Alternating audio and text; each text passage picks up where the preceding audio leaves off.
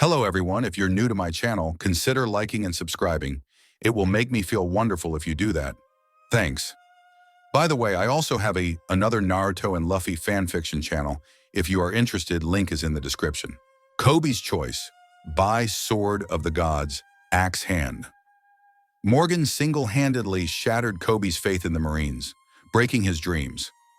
If a pirate is the first one to ever show you kindness in a world run by a corrupt justice, who do you follow? Well, the future king of the pirates, of course. I don't own anything. Adios. I'm sorry, Ms. Giola, one of the men said, nervously wringing his hands. We can't find the boy anywhere. He isn't here.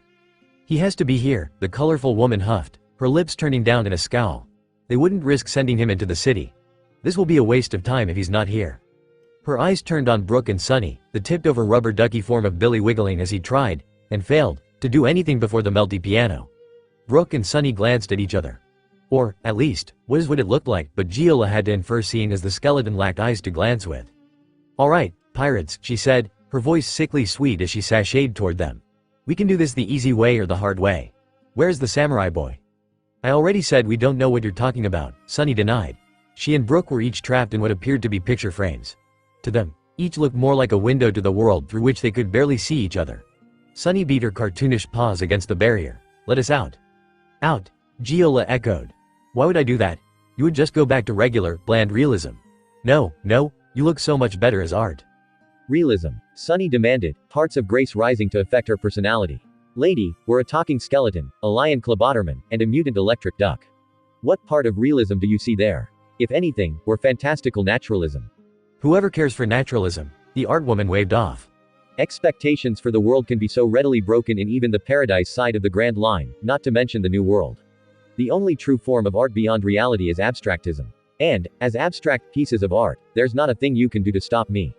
Ah, but you managed to distract me. She held out her hand and moved her fingers closer together, the frames around Brooke and Sunny shrinking. The pair glared. You don't know what danger you're in, do you? We're at risk of turning ugly, Sunny snarked. So scary, Brooke's already there. How rude, the skeleton cried. What can I say? The Klabouterman laughed. You just haven't found the right skin cream yet. Your pores are just too closed. But he is a skeleton, Giola blinked. He does not have pores. On she gets the joke, the woman growled, shrinking the frames further. Your problem is your separation from the real world, she hissed. I don't think that's such a problem, but once the picture frame disappears, you will be cut off from the real world, including oxygen. Once you asphyxiate, your bodies will be permanently altered forever, ready for me to model wherever and however I wish. Ahahaha. Oh shit, Sunny whispered, suddenly aware of how the frame had gone from being the size of a door at the start of Giola's attack to now the size of a small window. She started beating against it, but the barrier in the frame would not even rattle. Brooke, Billy, do something. Would if I could, Sunny, Brooke replied. I'm afraid I lack the muscle mass for such a task. Wah, Billy supplied, unhelpfully. He could barely rock. Giola blinked, seeming to have forgotten he was there. She waved her hand, pink smoke wrapping around the abstract duck before turning into a frame of his own that began to shrink. Wah and terabang wah wah wah. Hush now, the woman insisted. It won't hurt, it will be just like going to sleep. Oh, I remember rocking Dellinger to sleep so many years ago. She sighed, miming rocking a baby to herself and humming. Ma'am, one of the men questioned, what about? How many times have I said never to interrupt my memories in terabang, Giola exploded. Both her hands reached up, pulling pink smoke from her head that she flung at the offending underling. He barely had time to cry out before it engulfed him. Within a second, he was turned into a pointillism version of himself locked in a terrified scream. With another, the dots he'd become were captured by gravity, the once human collapsing into a pile of what amounted to dust. The other underlings cowered away, not wanting to suffer the same fate. Damn. The moment's lost. Ms. Giola? Another tried. Ready to flee at the first sign of hostility. The Doflamingo officer turned to him. About the samurai boy? Oh, Giola blinked. Oh yes. I just about forgotten why we were here in the first place. We will go into the city to claim Straw Hat's son. We can use him as ransom for a trade. I'm sure Straw Hat would give up the brat to save his own in a heartbeat. You won't lay a finger on Ace, Brooke and Sunny yelled, redoubling their fruitless efforts to break free. Oh, but we will, Giola mocked. There is nothing you can do to stop me, ahahaha. Under the melty piano, Momonosuke clenched his clawed fingers, his cubic dragon form curled into a ball as he hid from the woman's gaze. A war waged itself in his heart, self-preservation battling the knowledge that these pirates. Strangers in nearly every way beyond a single voyage. Were ready to die to keep his presence secret. I must do something, he whispered to himself. I must. I cannot let them die for me. Father would be disappointed. Akazuki would never use others as shields. Psyching himself up, the dragon zone peeked at the laughing woman. I must, Rose Rush. Momonosuke shot from under the melty piano, his long body snaking its way over the grassy deck toward Giola. She barely had a second to comprehend the dragon's sudden appearance before the zone drove his blunted horns into her gut. She cried out in pain as the force drove her backward into the railing. Momonosuke refused to let up, his claws scratching at her face and torso. Giola flailed, her mind so panicked that she completely forgot about the devil fruit powers at her command, instead trying to push the pink mass of scales, teeth, and claws off with her arms. Get it off, she cried. Help me, help, get it off. Due to her distraction, the frames enclosing Sunny, Brooke, and Billy began to widen once more, the invisible barrier that acted as their window to the real world turning more brittle. Brooke picked up on this first, his trained not ears, for he did not have any as a skeleton, picking up the change of timbre when the barrier was hit. He pulled his cane up, driving its top into the barrier of his frame. It shattered like glass, the skeleton diving out of the abstract world and onto the deck of the Thousand Sunny as the now broken portal faded into pink mist. The ship's Klabouterman was quick to copy him, her shoulder smashing through her own glass-like obstruction. Sunny shot the men under Giola's command a fanged smirk as she sunk into the deck, Giola's powers now little more than aesthetic in effect. Ropes immediately shot down from the rigging, wrapping them tightly. Brooke smashed the frame trapping Billy, the musician reaching and pulling the immobile duck out with his bony hands before going to assist Momonosuke. Brooke would have grinned if he had lips to, lining up his cane sword Soul Solid's point at the art woman's neck. Now then, he said as Momonosuke backed off, seemingly proud of himself as he curled around Brooke's legs. As the longest, and oldest, member of the Straw Hat Pirates present, I have an order for you. Get off our ship. He kicked, Giola rolling over the railing and screaming before she hit the water below. Ms. Jola. Several of the underlings cried. Now don't you worry, Sunny said, her voice resonating from the floorboards under the grass. You'll join her soon enough. The ropes pulled taut, flinging them overboard. And stay out of my insides. The artistic so-called improvements Giola's powers had imposed on the pirates quickly faded after her submerging. Brooke laughed, feeling his skeleton and afro as they returned to normal. Billy, too, relished the feelings of his legs and wings before checking on the dragon egg Ace had entrusted to him. I must say, Brooke commented. Watching the ship has never been quite this exciting before, yo-ho-ho. Why did you do that in Terabang? Coby Damani, and Law fled through the halls, the lingering dregs of Doflamingo's conqueror's hockey still weighing down on them. You didn't need to kill him. You don't know what kind of person Gladius was, Law defended. Coby took a sudden turn, his companions trusting his judgment forcing Law to follow. They ran past unconscious maids and other staff without regard for possibly waking them. He needed to be done away with before he became a threat. And instead of explaining or opting for Sea Prism Stone, you go right for the heart. He deserved it. Besides, do any of you carry Sea Prism Stone? I do, Nami answered. I keep Sea Stone cuffs in my purse. Do I want to know why? Whether he deserved or not, it happened and we need to leave before Doflamingo finds us, Grace said. What do you think we're doing? Nami snarked, running in circles. The hallway shook, nearly sending the pirates off their feet. Coby muttered a string of curses and drew his swords, one of the nearby walls exploding a moment later. Ah shit, Law hissed, drawing his own sword. Boohee. A nasally voice laughed through the settling debris, sending shivers down the spines of the Straw Hats.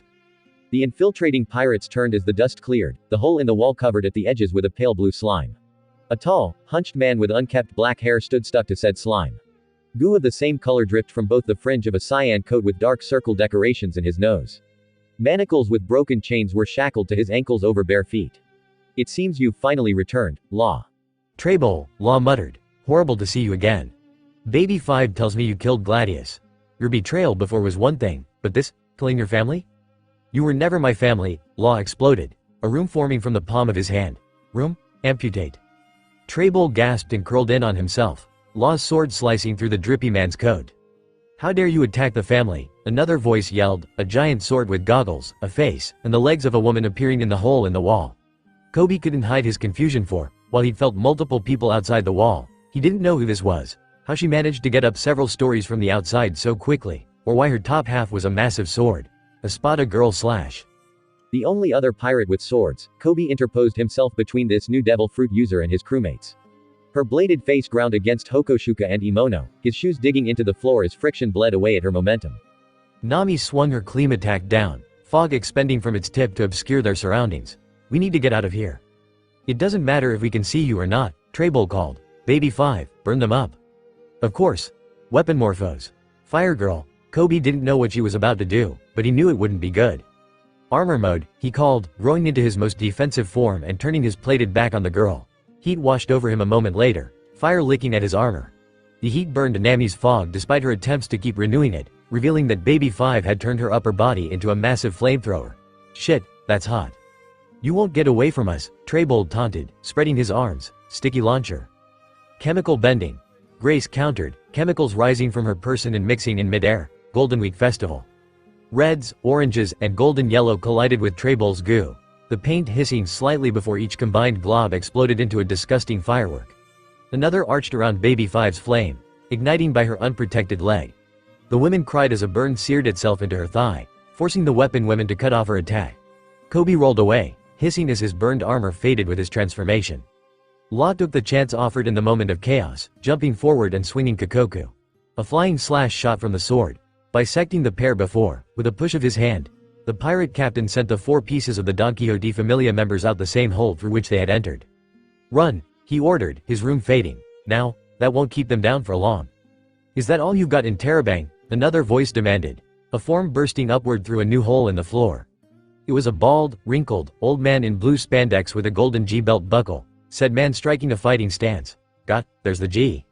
Who the hell is this clown? Nami demanded. Don't let his age fool you, Law warned. Lao G is a tough old bastard. Look at you whippersnappers, the elder commented. You made quite the mess. We'll need to get you back for that. Get, there's the G. Is every member of this crew a weirdo? The zone of the group questioned. That's not very nice to say, boy. Coby only had time for his eyes to widen before the old man appeared before him. Faster than Coby could react, even if he could feel the man's intent in his observation, Lao Ji's fist smashed into his gut. A touch of spittle passed Koby's lips as the force of the strike caught up, launching him backward. Coby! Nami and Grace yelled as the zone crashed through a wall. You left yourself open, old man, Law roared, Kikoku cutting through the air. Lao Ji went to dodge only for his back to let out a loud crack, freezing him with pain. You're mine. Law's sword stopped an inch from the elder's wrinkled skin, cyan goo having caught the blade. Law traced it with his eyes, the trail of goo leading back to Traybol's nose, the man having climbed his way back up with his powers, a ring of goo holding his lower body on like glue. I think you've damaged our family enough, Law, the drippy man said, breathing deeply through his nose. Disgustingly, this pulled his snot connected to the sword back toward himself, dragging Kikoku that direction and giving Lao Ji the time he needed to retreat through the joint pain. Hey, Droopy, Nami called, her cleam attack fully extended as bubbles with sparking clouds within formed from its end to form a spiral. Watch out! There's a storm warning for gooey bastards, Storm Cloud Rod. She whipped her weapon forward, the bubbles following her lead before popping. The released storm clouds grew and merged, caught in a sudden tailwind that blew them harmlessly around Law. Thunder rolled as lightning struck point blank, Traybol and Lao Ji's screams of pain lost in the noise. The pair felt their muscles seize, flinging them off the 3rd story. Law gritted his teeth, his feet skidding over the floor as Traybol's snot threatened to drag his sword out with him. Thankfully, with the Doflamingo commander's focus disrupted by the pain of Nami's attack, the sticky snot was left uncontrolled, allowing the pirate doctor to cut his weapon free. Now run, he ordered, turning around and throwing Nami over his shoulder in a fireman's carry. He ignored her indignant shout to put her down. That Luffy would beat his ass for that, ally or no, and took off down the opposite direction. Grace and Coby appeared on either side, the latter rubbing what was certain to become a nasty bruise on his chest. Where are we running to? Coby questioned, rounding a corner before bullets perforated the air where they'd been and the wall behind. Baby 5 yelled something none of them heard through the gunfire. Away from here, Law answered. He swung Kikoku with his free hand, carving the floor before them in twain. The group dropped to the level below, Law directing them to turn around and run under where Baby 5 would be if she were giving chase. This way, we can lose Baby 5 in the hallways, she won't be willing to burn the whole castle down. Sprinting as quickly as all on their feet could keep up with, a speed Nami hated to admit she did not possess, seeing as she was not as serious a combatant as even Grace. The group quickly lost themselves in the repetitive castle. Law, however, didn't seem concerned, easily leading them to an ornate doorway. We'll sneak out the back stairwell, he commented. Only the servants ever use this path. Law reacted to Coby's warning. His hand barely touched the handle before the entire door was kicked off its hinges, crashing into the pirate captain and blasting him backward. Kai-ah ha ha ha. The person on the other side of the door laughed, lowering his high heel-clad foot. The boy, though it took the Straw Hats a moment to recognize such, was about as tall as Grace with blonde hair under a white, horned hat decorated with the dark shadow of a fighting fish. His long-sleeved, giraffe-textured shirt did not match well with his blue shorts.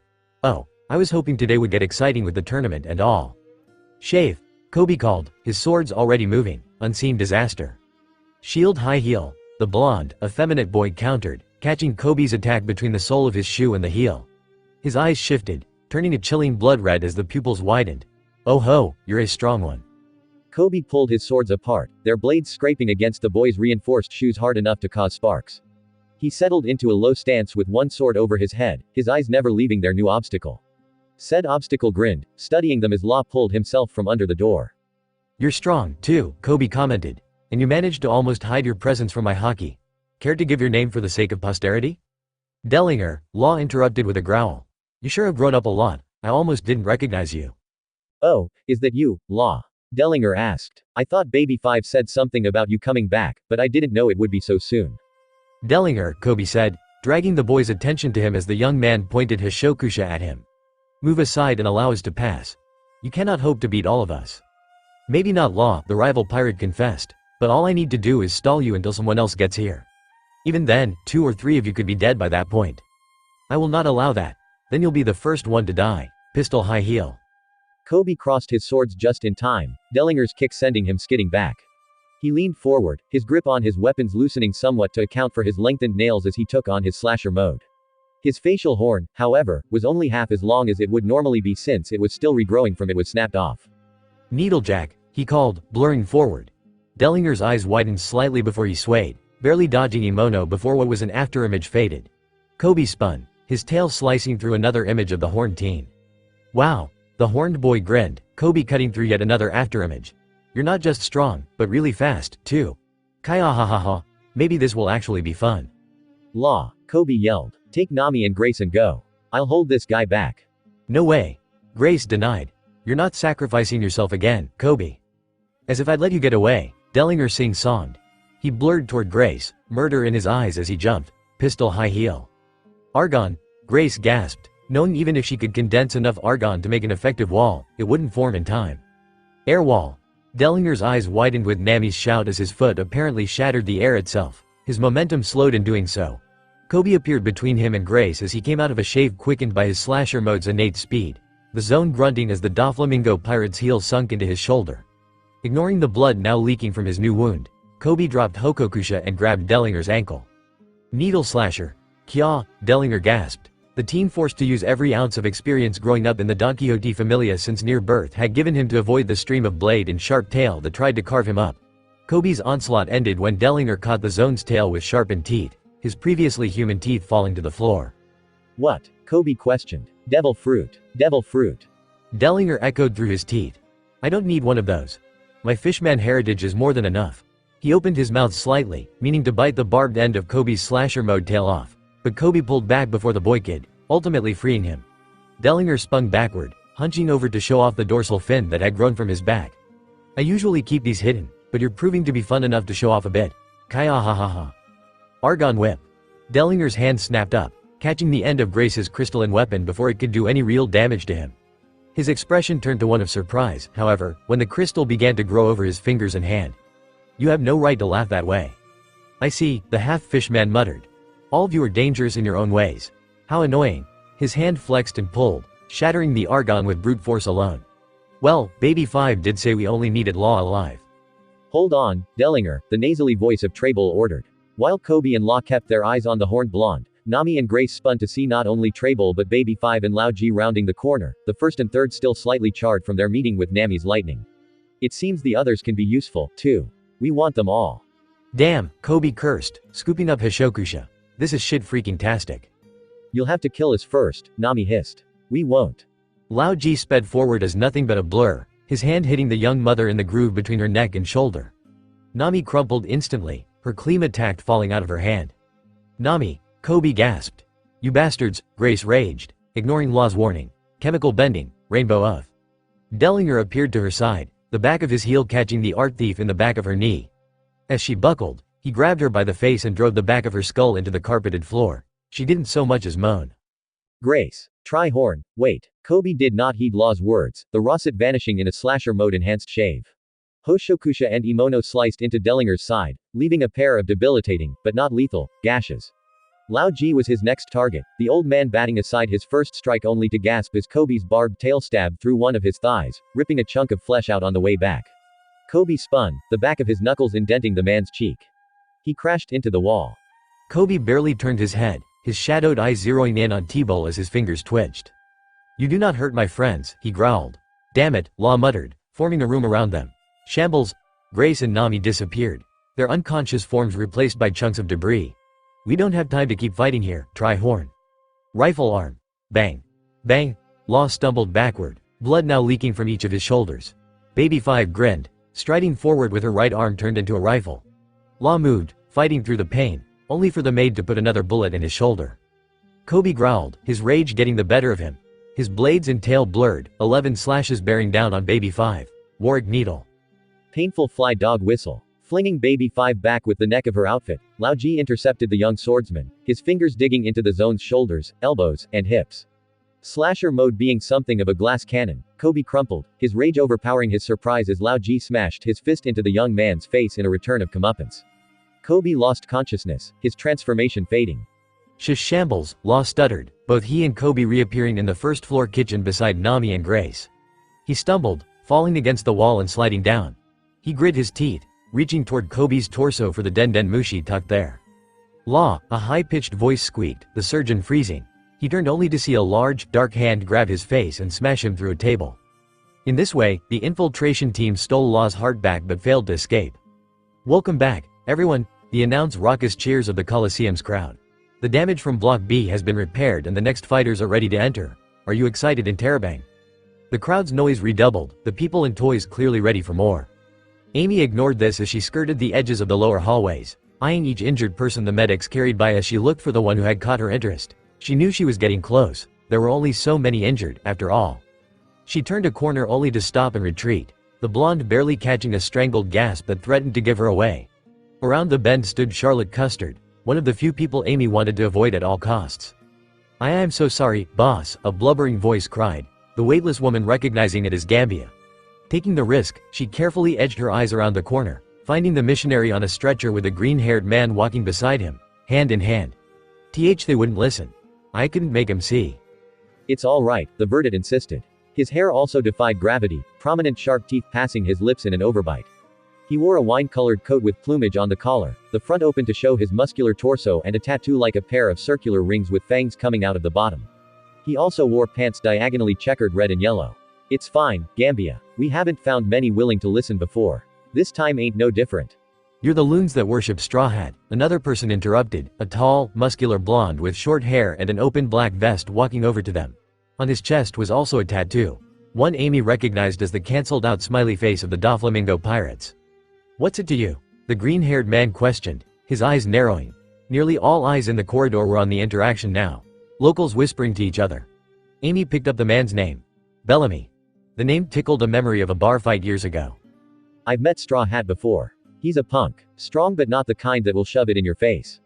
He proved me wrong, and in my goal to understand, I lost every member of my crew." "Then you understand the greatness of Luffy Senpai." "He's strong, yeah," Bellamy cut him off, "but he's not as strong as Doflamingo. If that punk shows up here like my captain wants, it will be the end of him." "Impossible."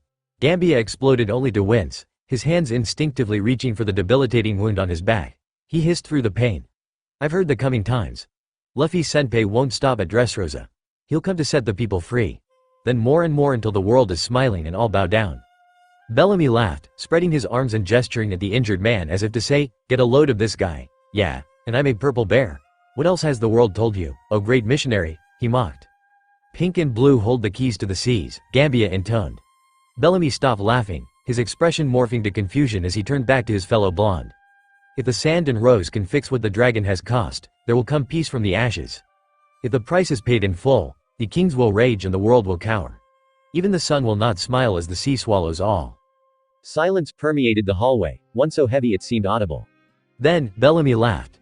One fighter after another followed his example, their mocking mirth filling the area.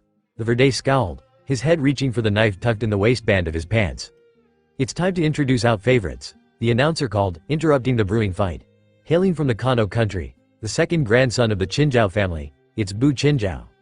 As they did for all the named competitors, the crowd cheered.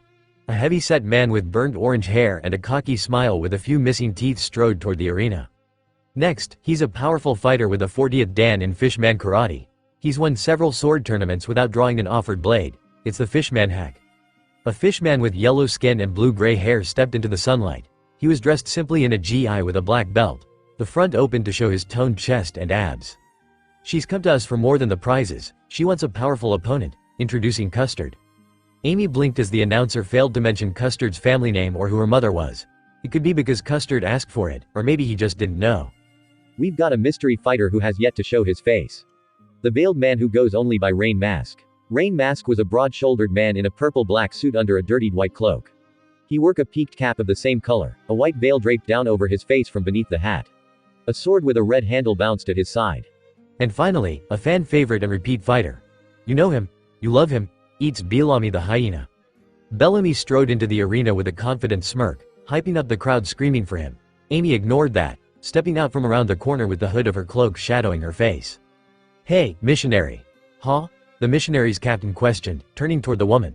What do you want with my first mate? Well, I have business with you, too. After all, I have a mission for you. Why should we do what you say? Amy grinned and lowered her hood. The green-haired man's jaw dropped, recognition hitting him like a meteor. One of the acolytes, Gambia, breathed with reverence. You'll do what I ask because I can help you meet my captain. I am, weightless woman, Amy of the Straw Hat Pirates, after all. Hey, missionary. Huh? The missionary's captain questioned, turning toward the woman. What do you want with my first mate? Well, I have business with you, too. After all, I have a mission for you. Why should we do what you say? Amy grinned and lowered her hood. The green-haired man's jaw dropped, recognition hitting him like a meteor. One of the acolytes, Gambia, breathed with reverence. You'll do what I ask because I can help you meet my captain. I am, weightless woman, Amy of the Straw Hat Pirates, after all. My lady. The green-haired man stuttered, dropping to one knee. Gambia tried to do the same but only succeeded in rolling off the stretcher and falling to the floor in an undignified heap. Why you GGGG. Yeah, that's enough of that. Amy waved off. She didn't need the praise nor showboating at the moment. Listen, Luffy, Jin, and I entered this tournament to get a hold of the flame fruit. Luffy's already made it to the next round, but we have other goals here on the island and we could use more allies. Anything for your crew. The pirate captain swore, kneeling. The Bardo Club is at your disposal. The Bardo Club? The blonde parroted. I guess you're Bardo, then? Cannibal, Bartolomeo, at your service. Are you crying? One of Amy's eyebrows rose as ugly tears fell from Bartolomeo's face, the fanged man trying and failing his best to not blubber from euphoria. She brushed it off. Of course, anyone who apparently worshipped her captain would be just as mad and or stupid. Anyway, which block are you in? Block F, ma'am. Damn, the woman sighed, rubbing her forehead. Are you confident you could win the block? Easy, Bartolomeo replied. He crossed his fingers, a green pane-like glass forming behind him. With my barrier devil fruit, I can block any attack that comes my way. Nothing could break through it. Except hockey, probably, Amy mentally commented. Aloud, she said, in that case, I won't need to fight. I'm in block F as well. I'll drop out immediately. No, the Straw Hat admonished, almost hitting the idiot out of reflex from the rest of the idiots on her crew. If your power is as strong as you say it is, then that opens me for other tasks. We have a lot of work to do if we're going to dethrone Doflamingo by the end of the day and not a lot of time to do it. Dethrone Doflamingo, Gambia whispered from the floor. The liberation has begun. Yeah, whatever. Luffy wants his brother's fruit even if none of us eat it. Better we have it than Doflamingo or some random, but you need to be careful. Some big names are here in hiding. I know 2 of Big Mom's daughters are here and who knows how many others are doing the same thing as us. But, and this is a big demand, you need to keep the audience safe. Mary and Ace are watching. The first spirit and the prince, Gambia whispered again. Amy ignored him. If they get hurt, all of the setup we're trying to do will go out the window. Now come with me. We need to make sure the others here know you're on our side so we don't get in each other's ways. Yes, ma'am, Bartolomeo agreed. His barrier shifted, becoming a new, mobile stretcher for them to carry Gambia on. Said man blubbered out apologies for one of the acolytes having to see him in such a state, though not in so many words. Amy sighed, turning away so they couldn't see her face. Maybe revealing herself was more trouble than it was worth. What the hell was that? Sanji muttered around his cigarette, Chopper and Kinnaman panting as they hunched in the shadows of an alleyway. Why did we think 3 people was enough? Chopper questioned. We'll need everyone to get through that place. Your crewmates are spread across the island at the moment, Kinemon reminded them. Then we should get them here. I don't want to face that place alone. We can't do that, Sanji rebuffed. Nami Swan and Grace Chan are in the castle right now. We can't risk exposing them with a call. Then what are we gonna do? Chopper questioned. We can't just stand around here twiddling our hooves. They know we're here now. We must search for Kanjuro elsewhere, Kinemon said. While inside that building, I did not sense him anywhere. But what about the snow woman and the girl? Currently, there is nothing for us. A shadow passed over them, one much larger than any bird that would live in a large city. Chopper seemed to ignore it, having grown far too used to large birds during his time in Birdie Kingdom. Sanji and Kinemon, however, were not and looked up at the distraction. Both recognized the light green coloring of the wings and tail as the harpy that had driven them out of the toy house passed overhead. Where could they be going? Kinemon muttered. Perhaps to a prison. Could that be where they're keeping Kanjuro?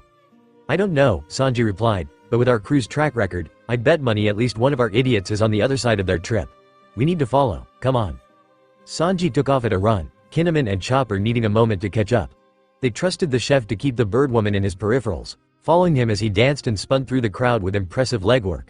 He rounded a mountain of a man in a crowded plaza before either group blinked. Cook bro? Frankie questioned as Sanji ran past, Usopp and Kaku nearby.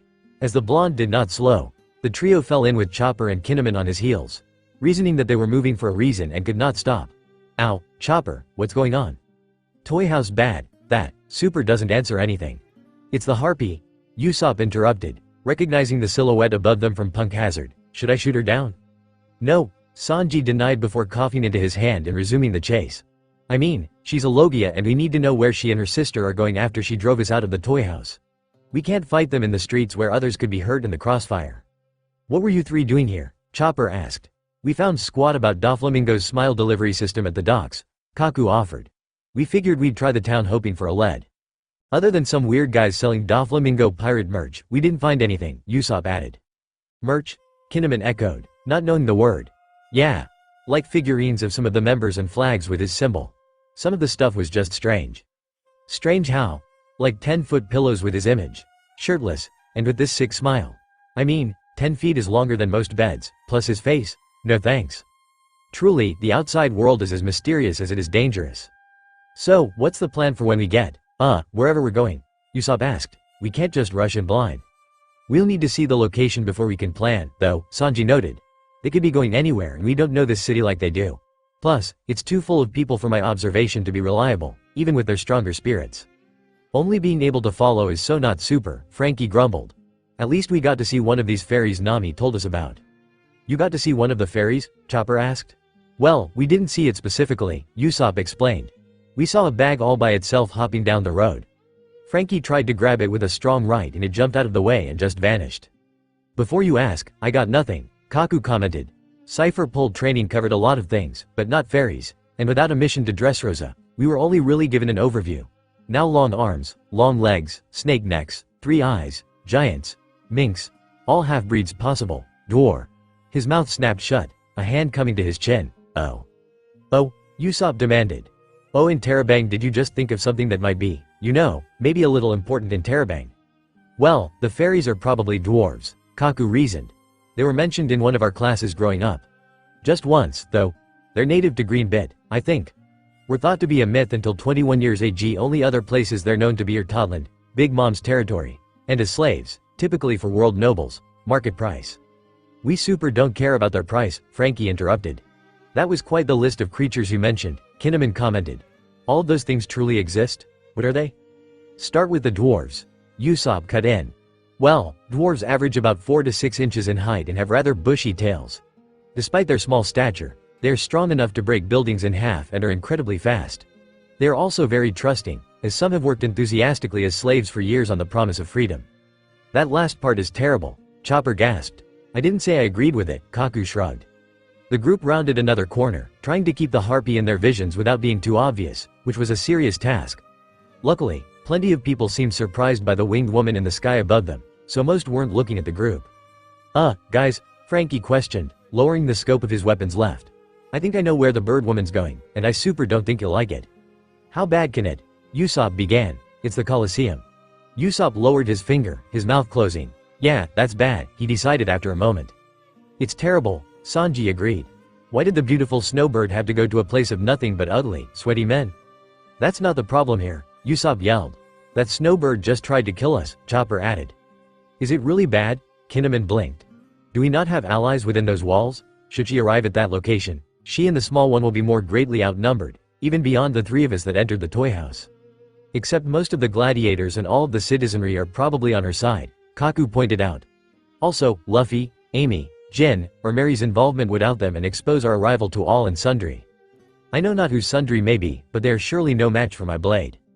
No, all and sundry is clearly a place, Frankie argued. It's neither, you idiots, Sanji yelled, it just means everyone. Then why would you not simply say such? Kinemon questioned. HMPH, foreigners. You ain't from around here, either, pal, Kaku pointed out. You're from the boonies. Wano is not a boonies, morons, the chef sighed as the Colosseum came into full view. As it did, a tone like the ringing of a bell echoed throughout the island, every person stopping in their tracks to look up. Attention, Dressrosa, the fight was pretty interesting, all things considered. Luffy nodded along, watching from one of the many windows available to the remaining competitors. In the ring below, more than half of the fighters were already out, their bodies laid across the arena in various states of injury. The named fighters were all still standing, though Luffy had his eye on the guy with springs for forearms and legs.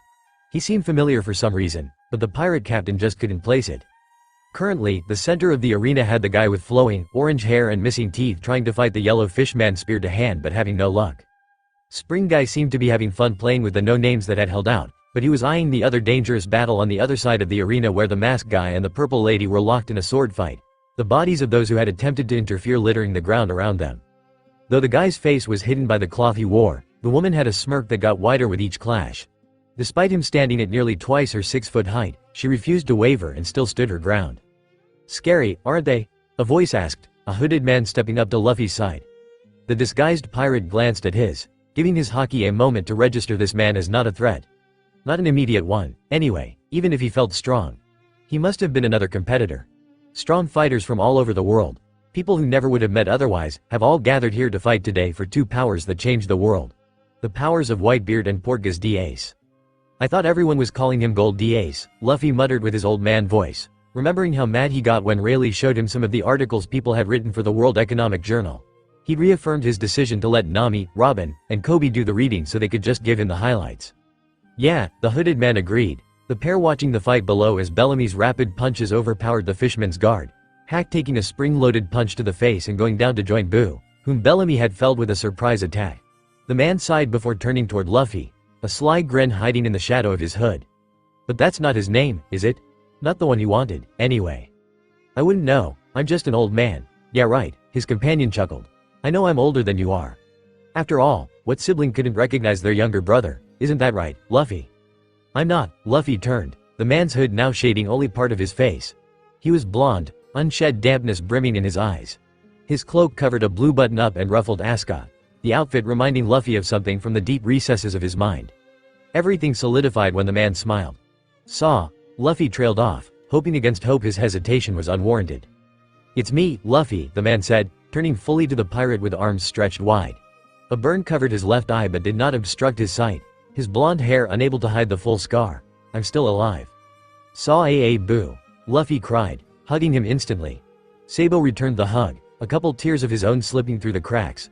He was a little taller than Luffy, the younger brother of the pair crying into the older's shoulder. We thought you, what? The attack that you all thought killed me didn't, obviously, but I took a nasty hit. The blonde told him, pulling away slightly so Luffy could see him tap his scar. The Revolutionary Army found me in the wreckage and took me in, but I'd forgotten everything. We only knew my name because it was sewn into my top hat. B-B, but you remember now? The paper about Ace's death triggered it. I didn't mean you leave you two behind, I'm sorry. I'm just so happy you're alive. Luffy's tears redoubled, his grip tightening. Sabo moved them away from the window, not wanting to chance someone unfriendly seeing their reunion. As if a switch had flipped, Luffy pulled away. Sabo, you should join my pirate crew. Not today, Luffy, the revolutionary laughed. I've already got a job. I'm the chief of staff for the Revolutionary Army. Can't leave them behind. Well, you at least need to meet them. I mean, I got married, and I'm a dad, now. I know. I saw the posters. Sabo's cheeks hurt from how wide his smile was, and he imagined the only reason Luffy's didn't was his rubber constitution. I still can't believe out of the three of us, it was you first. You always were unpredictable. How did that even happen? I beat up a fish man that had taken over her hometown and had been making her life hell for a long time. Things kind of just went from there. I'm so happy for you. Oh, that had to hurt, the announcer commented, the brothers ignoring him. Fan favorite Bellamy goes down, almost like an afterthought for Rainmask and Miss Custard. How strong are these two that even the hyena is powerless to stop them in Terabang? How did you know it was me, anyway? Luffy asked. I was so careful to not use my powers. William told me. He tried to possess you in the first round and got a look at your memories. I probably would have figured it out soon enough, but he gave me the information before I could piece it together. Some guy tried to possess me? Sabo laughed, pulling Luffy into another hug. Never change, little brother. So, are you in the tournament, too, Devil Fruit? We've got a few people in, the blonde replied. I'm not, but none of our guys have won yet. Still, both the Flame and Quake fruits would be really helpful considering we know how powerful they can be. Hey, do you want to help us? You said you're part of the Revolutionary Army now, right? Depends on what you want help with. We've got another mission here. We're gonna take down Mingo cuz Trafi wants to and he helped us back on the Hefty Island. Plus, he's the one who cut me right after Ace died. Luffy shifted his shirt, revealing the X-shaped scar on his chest that Doflamingo had carved into him during their escape of Marineford. You in? Taking down a warlord of the sea that scarred my brother, huh? Sabo faked a moment of consideration. Well, if it gives the world government one less dog, even if it's one of the more rowdy ones. Hack might be down for a bit, but Koala and I will do what we can when the fighting starts. This is great. Luffy practically vibrated. We'll kick Mingo's ass and then party together. You'll get to meet everyone. I'm looking forward to it, Sabo agreed. WHAAT in Terabang. The announcer gasped. The near miss from Miss Custard has revealed the identity of Rainmask. The pair of unrelated brothers hurried to the window to find only two fighters remain standing, a swipe having sheared the hanging mask that had hidden the man's face, revealing his wide nose and flat chin. Neither fighter was untouched, cuts covering both the man's uniform and Custard's bodysuit. It's Shiryu of the Rain, one of Blackbeard's 10 Titanic captains and a former warden of Impel Down. What an unexpected visitor. Perfect, Custard grinned, leveling her sword at the man. Shiryu of the Rain, my name is Charlotte Custard, 16th daughter of Big Mom, Charlotte Linlin. I demand you marry me. The man stopped, his sword dipping slightly as confusion crossed his face. Excuse me? You heard me. I entered this tournament to find a man strong enough to be my husband. We're nearly matched in every way that matters. Marry me and we can form an alliance between our crews. What in Terabang? The announcer gasped again. An alliance between the Big Mom pirates and the Blackbeard pirates in Terabang. Are we witnessing history today, folks in Terabang? Shiryu stepped back, tilting his head slightly. He flicked a little blood from his sword and returned it to its sheath, though his hand never left the grip. Will you concede if I say yes? Sure, Custard shrugged. I'll have already gotten what I wanted. I don't really care about either of the devil fruits. I'll have to talk to my captain, but fine. He almost sounded bored, as if the prospect of marriage would be a lengthy chore rather than the adventure Luffy knew it to be. Custard grinned again, stabbing her blade into the arena floor before stepping back and forfeiting the fight. This tournament is proving to be one surprise after another. The announcer called over the crowd's cheering. First the no-names Lucy and Worm take their blocks and now a proposal. The third person to reach the semifinals is Shiryu of the Rain. So the Blackbeards are here, too, Sabo muttered to himself as they began clearing the arena for the next block. At least some of them. This is gonna be one heck of a day. I find your lack of direction disturbing, Robin commented, the woman turned dull keeping a lock of the green gorilla's hair between her nubbin hands to not lose sight of him. She had nearly lost her fellow forgotten straw hat once already when he took a sudden turn in an otherwise straight hallway before reappearing from within a closed broom closet. How he had managed such she was still trying to puzzle out, the lack of access to her devil fruit powers offering the only explanation she could find. Shut up, Zoro grumbled. They too were alone, having been forced to leave Jinbe the boat behind since he could not move. It's not my fault the building's halls move. I highly doubt that is the case. Most buildings under perfectly normal circumstances do not move nor shift their internal structure. This is the grand line, woman, Zoro shot back. When is anything here normal? I will acquiesce to that point, Robin shrugged. Still, I do not believe this building in particular has the ability to rearrange, really. Zoro stopped, throwing one of his arms out to force Robin to do the same. She glanced at the side of his face, trying to convey her confusion with her limited facial expressions. I hear something, the man turned plushy said, stalking forward slowly. I hear people talking, boxes moving. Then it must be some form of large operation, Robin commented, should such a thing be interrupted. We probably don't want it to continue anyway, Zoro agreed. Apparently able to follow his ears better than his eyes, Zoro and Robin trekked closer to the sound. They eventually reached a doorway that, when forced open with combined teamwork from Robin tugging on the handle while standing on Zoro's head, opened into a semi-natural cavern. The pair found themselves standing on a landing where they could see the majority of the room. Boxes lined the walls and formed rows toward the center of the cave, the farther half apparently cut low to allow the sea in, though neither could see any opening to the outside. Ships of all nationality, based on their flags, bobbed in the water, each with their gangplanks lowered. Humans and toys worked in tandem, moving boxes onto and off of ships as their needs were. Above it all hung a massive rendition of a Joker playing card. "What is this place?" Zoro asked. "An underground dock of some sort," Robin answered. She turned slightly, studying the closest boxes to them, their wood stamped with an upside-down smiley face. Leopoldus Doflamingo was using the alias Joker to run the black market. This must be his central location for all those dealings. "There are weapons, too," Zoro pointed out, gesturing with a hand toward where some long-armed humans were arguing with a tall, pink, feminine toy of some sort. Between them laid an open box of rifles. As the pair watched, the toy reached across the divide with one of her noodly arms to grab the man by the face. His crewmates made sounds of protest as the toy dragged him in before driving the back of his head into the stone below. There was a sickening crack and he went still. "You agreed to buy the weapons," the toy growled in a woman's voice. "You find the money or you'll work it off." "It's not our fault pirates raided us," the apparent captain shot back with an accent the toy pirates couldn't place, surprisingly nonchalant about the death of one of his men. "And he right off of the coast, too. I would think Joker would better maintain his waiters if he's to do business here. Or at least have Doflamingo do it. You wouldn't expect pirates to be so close to a warlord, damn it." "Your foul luck is not our problem," the toy woman replied coolly. An elephant toy wandered over and started to clean up the body by spraying water from its trunk. "Get the money. Earn it, steal it, win it at a casino, I don't care. No money, no sale. We should be compensated for the unexpected danger and what should have been safe waiters. Such a shame you didn't pay for protection," the toy mocked. "Get out and don't come back until you can pay." The man turned an unhealthy shade of purple, raising one of his long arms to point at the toy's face. "Ye better not forget this day. The Don Strong Long-Arm clan don't take this shit lying down, ye hear?" "Yes, I've heard enough." She tapped a boot, the nearest toy setting their merchandise down and rounding on the long arms, various dangerous toy parts raised threateningly.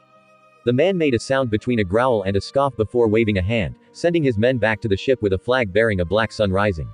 They toys went back to their previous tasks. "You recognize any of those flags?" Zoro asked as the Don Strong ship raised its gangplank, the captain kicking a toy overboard. No other toy made any modio, flailed and sank, even as the elephant toy dragged the long-arm body to the water and threw it in as well. "A few," Robin answered, pointing. "That one is of the Goa Kingdom in the East Blue along with the Oikot Kingdom ship, and that one of Shishinoa in Paradise, and that red, white, and blue one is of the Bollywood Kingdom in the West.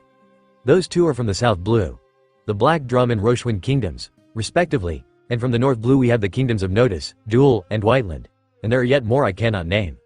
Didn't think his influence was that wide. "Oh, and those bear the flag of the Emperor Kaido. Those would be the ones with the devil fruit copies, yeah? Think it would piss off our enemies if their shit got ruined?" "Why, Zoro," Robin muttered with an audible grin. "What do you have in mind? You aren't afraid of fire, are you?" "Well," Robin paused, considering the question. "Previously, I would have replied with a negative. As we are currently trapped within highly flammable simulacrums of human and ape, I would say any aversion to fire I had has risen. Why?" Zoro pointed with one of his long, green arms at a box labeled, "Explosives.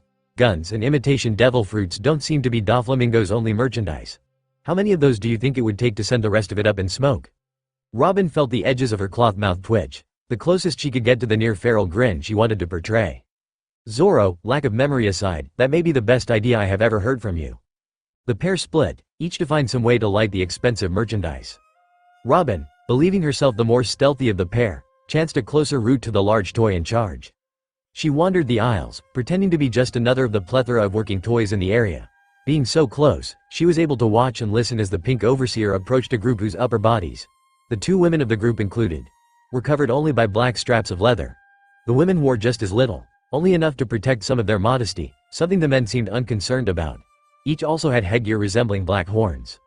"You should know the terms of our arrangement are about to change," the toy said, gesturing with a hand that prompted a group of toys to start moving boxes labeled with the upside-down smiley face. Robin hurried to join them. "Yeah, why?" the man in the lead demanded. "Is that your concern?" "Damn right it is. We ain't dying as messengers. There better be a good reason for Joker to want to alter the deal he has with our captain." "Then how about this?" The toy handed over a paper Robin was too far away to see clearly. We recently discovered the recipe for more effective smiles. The first batch will be the normal price, but the terms of the deal need to be renegotiated after its increased effect is confirmed. 10% success to 50, the man read from the paper. And how soon might that be proven? 2 weeks, the toy answered. Maybe 3 if the growth speed is less, plus shipping. Its higher success rate should balance out reduced inventory according to the report I received. We'll tell our captain, the man grunted, snatching the paper and tucking it onto a pocket in his pants. If Captain Kaido ain't happy with it, Joker's getting a visit, you got that? That is not my concern, the female toy responded coolly. We will be sending a representative with the first shipment of the new smile fruits to renegotiate with Kaido. But Joker has told me he wants to show our honesty by offering a recent acquisition for free. A snap of her fingers brought a robot dog to her side where she removed its payload from its back. She offered a box small enough to fit in his hand, the man opening it to find an orange fruit with small swirls tucked into larger half swirls under each. A true devil fruit. The kangaroo zone. Not exactly a dinosaur, but useful nonetheless. At least that saves us some trouble, the man grumbled, accepting the fruit. Robin joined the other toys as they finished loading the smile fruits on the deck. Her eyes searched for options, finding an upper level where Doflamingo underlings stood by cannons, ready to respond to any customers who got too rowdy. An idea forming, she hurried down the gangplank as quickly as she could without attracting unwanted attention. Making her way to the other side as fast as she dared, she froze when she found Zoro in an intersection far closer than he should have been based on his previous path. She shook it off, grabbing his arm and pulling him into the shadow between 2 boxes of munitions.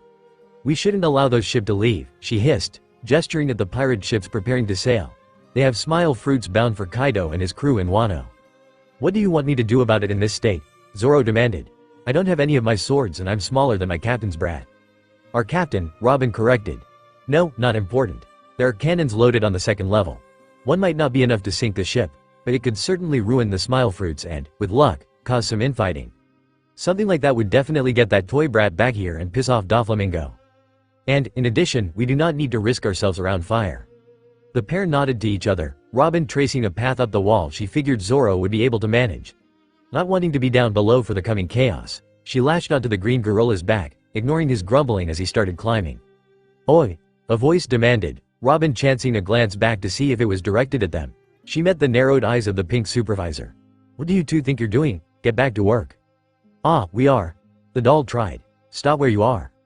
Zoro did not, causing the large toy's eyes to narrow further. She fell to her hands and feet, crawling forward with enhanced speed, like a spider with half the legs. Zoro, we've been seen. The gorilla forsook subtlety for speed, forcing Robin to cling tighter lest she fall off. They reached the top of the cliff just as the supervisor reached the bottom, the feminine toy not slowing as she started to climb upward. This way, Robin urged, she and Zoro running for the closest cannon. The man manning it turned at her shout, clear confusion crossing his face. Shouldn't you two be working on the main floor? He blinked. No sword style. Tower climb. Zoro launched forward, swinging his arms upward as he jumped. They smacked into the man's jaw, making him bite his tongue as the force took his feet off the floor. Zoro spun with the momentum, bringing his arms back down, and tower climb returned. The man hit the floor hard, cracking it slightly and leaving him unconscious. Zoro landed on him but did not have time to celebrate. Aim for the ship with the dragon skull figurehead, Robin called, palming through the man's pockets for anything she could use to light the cannon. Zoro got to work, readjusting the aim. It was surprisingly easy now that he had 2 working eyes again. Robin pulled out a pack of matches marked, Beast of Baltimore, aha. What are you toys doing? The supervisor demanded, her head swiveled on an overly thin and bendy neck. Hit it, Robin. The doll struck the match, ignoring the supervisor's negative order, and lit the fuse. The ambiance of the underground dock was shattered by a loud boom as the cannon blew backward from the recoil, mowing Robin over. As a result, she heard rather than saw the cannonball strike the ship and the screams of its crew. One of the ship's masts snapped, toppling like a felled tree over the foredeck.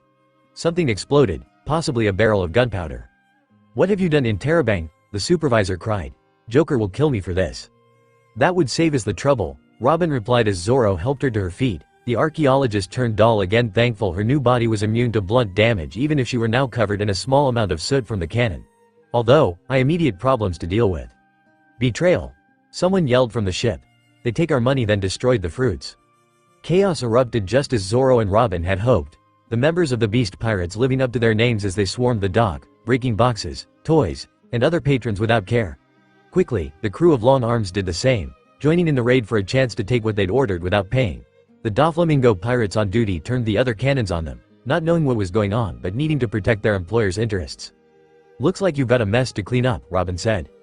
"Oh, I will," the supervisor hissed, opening her mouth wide to reveal sharp, implanted, mismatched teeth. "Right after I've made a mess of you too." "Well, this has not been delightful," Doflamingo grinned as he walked Admiral Fujitora and Vice Admiral Jonathan out the castle's front door. "I always hate taking time out of my busy day to show you marine dogs the ins and outs of my home. Well, after those captains in the East Blue, Crocodile in Alabasta, and Blackbeard's betrayal at Marineford, we figured." "I know why," the king huffed, cutting Jonathan's explanation short. "I just don't like doing it. Well, safe or not so safe travels back to your den of snakes. I really couldn't care less." "Always a pleasure," Fujitora replied with the same icy tone. As he and Jonathan made to leave, a certain maid hurried to Doflamingo's side. The pink-dressed warlord noticed her approach and bent down, making it easier for her to whisper something in his ear. His fake smile turned into a genuine one, the curling of his lips turning sinister. He chuckled, his mirth building into a full-bellied laugh.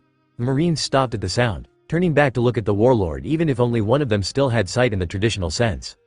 "Baby 5, did you?" He let his sentence trail off as she held up a tray with a snail, its shell adorned with the flag of Dressrosa. "Perfect. Thank you, Baby 5. Very helpful."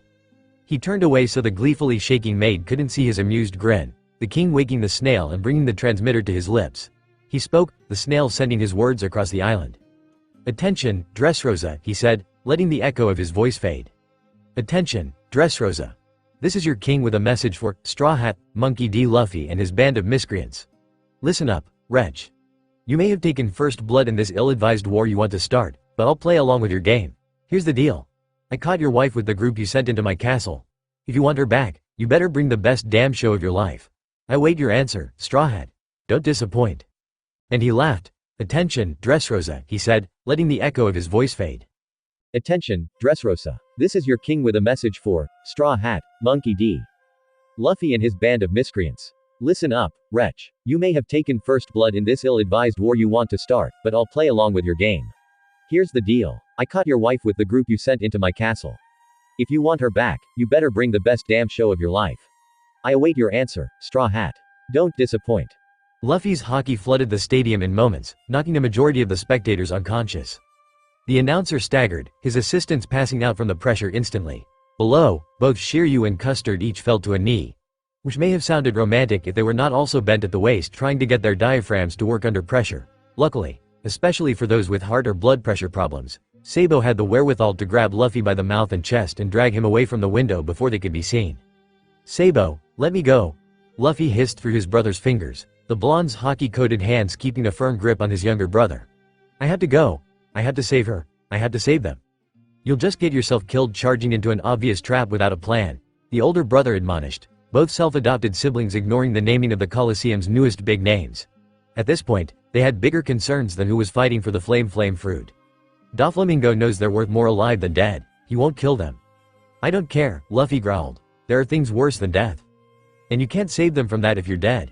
Luffy's struggles slowed, but his fists kept balling and releasing in an agonizing cycle. Sabo let him go slowly, ready at a moment's notice to grab him again if he tried to bolt. He took hold of Luffy's face, dragging him around to stare into his younger brother's eyes, even if Luffy wouldn't stop glancing out the window in the direction of the palace. "Luffy, listen to me. You can't charge in without a plan. Doflamingo's expecting you." "That why I should charge in," Luffy argued. "Mingo might think I'd charge in, but he might think one of my crew would stop to make me think. But I do the best when I don't think. When I don't know what I'm going to do, then Mingo can't know either." "I hate that makes some sense," Sabo grumbled. His mind flashed back to the nights when the only reason he and his brothers ate anything was because Luffy's stomach prompted him to charge into the forest without a plan and he and Ace were forced to follow to keep him from dying. Still, Lucy is expected to show up for the next round. There's no way you can charge off to fight Doflamingo and be back in time for that, much less be in fighting shape. "Then you can do it." Luffy was already taking his helmet, cape, and beard off. "Jin and Amy are in the tournament. I know that with you three, we'll get our brother's power back. Maybe old mustache guys, too. With you here, Sabo, I don't have to worry about that." "Hey," the blonde chuckled, accepting the disguise. "You always know what to say, Luffy, always have." "Nah. Nami and Coby and Mary are the ones with the big voco what's-it, though Mary got it from the others." "Whatever you say, little brother," Sabo grinned, donning the cape. He'd barely secured the outfit when. "Hey, get out of there," the announcer yelled through the microphone. "Apologies, folks.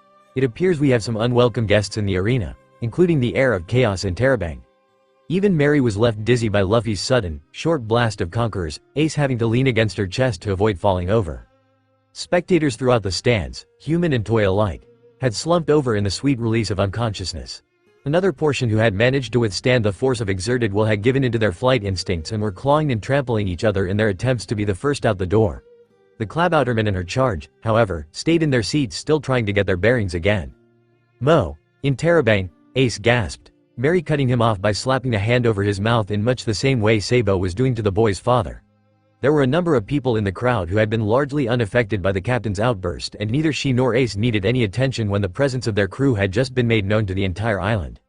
Shush, the Clabouterman insisted. Quiet. Daddy's really mad about Mommy, Ace muttered as lowly as he could, his little fists balling Mary's shirt. I've never ever forever felt him that mad. You weren't alive the last time that happened, Mary replied, and he wasn't that strong, either. THTH there's no need to panic, the announcer stuttered. SSS straw H hat maybe H here. B but I am sure our King H has everything under CC control. You until we're told otherwise, TH the tournament will go on. Well, the young woman in the red cloak by Mary and Ace commented, her breath easing. You got to hand it to the man. He's dedicated to the show. Like anyone will be paying any real attention, her companion said with a roll of her eyes. The announcer pulled up a list, the man having to squint and, ultimately, lay it on the railing before him on account of his shaking hand. THTH this next match H has a few fighter of N note. He cried, trying to get his wits about him once more as a distinctly smaller number of Coliseum staff moved to clear the arena below. Custard moved to get close the Shiryu, the man seeming annoyed but not willing to deny her given the rumors of Big Mom's children. He refused to become just another man stabbed to death in Dressrosa by a spurned woman, no matter said woman was not a native. WWE have the first grandson of Don Chinjao. TH the 13th heir to the leadership of TH the Hapo Navy. Sai. Sai almost looked monkey-ish with his wild, brown hair going down in sideburns, his square jaw, and his darker skin. He was shirtless save a white frill collar with a green cape, and his lower body was covered in horizontally striped yellow and green baggy pants with a red sash around his waist. He carried a bladed polearm held vertically behind his shoulder. The other warrior of note is another member of the Crescent Blade Pirates, the announcer continued, clearly getting his confidence back with the hesitant cheering of the crowd. It's the Crimson Spartan, Nikos. Nikos was a woman, blood-red hair spilling from beneath a helmet that obscured her face with 3 pieces of vertical metal. Her armor was bronze with red accents all emphasized by a crimson half-cape over her left shoulder. Said arm carried a round shield bearing the Jolly Roger of the Crimson Blades. A skull with rubies in the eyeholes and a scythe behind, and the other carried a wicked-looking spear. Woo! Roseanne cheered into the muted roar of the crowd. Go Nikos, kick their asses. As other fighters took the floor, it was clear that only half the expected participants had been able to make their appearance, less than 50 taking their spots. The announcer waited, expecting others to show, only for a panting man to appear behind him, whispering something. It seems we have another big name in this match, the man called, his voice echoing through the stadium. A formerly hidden contestant. She has chosen to reveal herself off the bat after the end of the last block. Another of Blackbeard's Titanic captains, it's Crescent Moonhunter, Katarina Devon. Katarina was a very tall woman with pale skin and a long, pointed nose. Her black hair was done in a pair of pigtails, the woman replacing an opaque wedding veil with a pink bicorn hat. She was dressed a maroon coat with trailing coattails over a white dress shirt and pink corset. A golden ascot hung over her considerable bust and a necklace of blue gemstones hung around her neck. Finally, a cutlass hung on her right hip.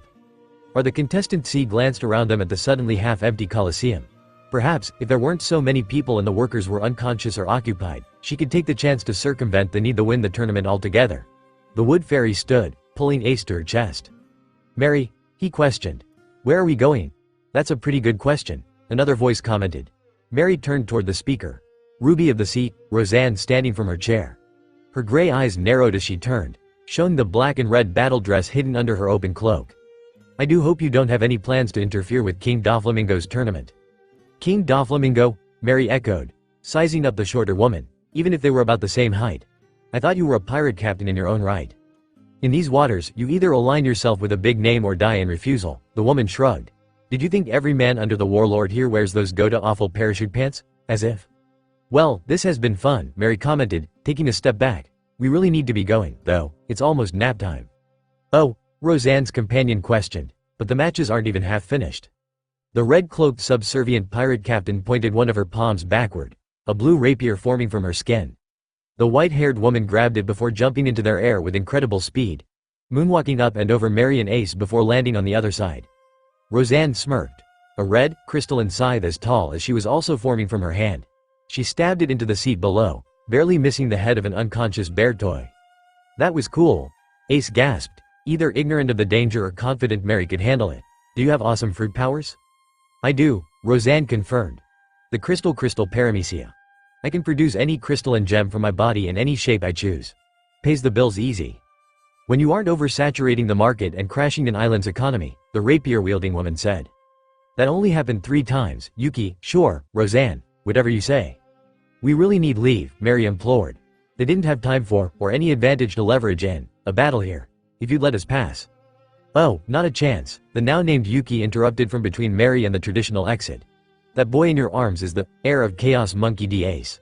Turning him over to King Doflamingo will be our ticket to the upper echelons of his trusted few as opposed to just another nameless, subjugated crew. Mary's eyes hardened. The hand holding Ace tightened, her other moving to one of the corundum hammers hidden under the hem of her large t-shirt.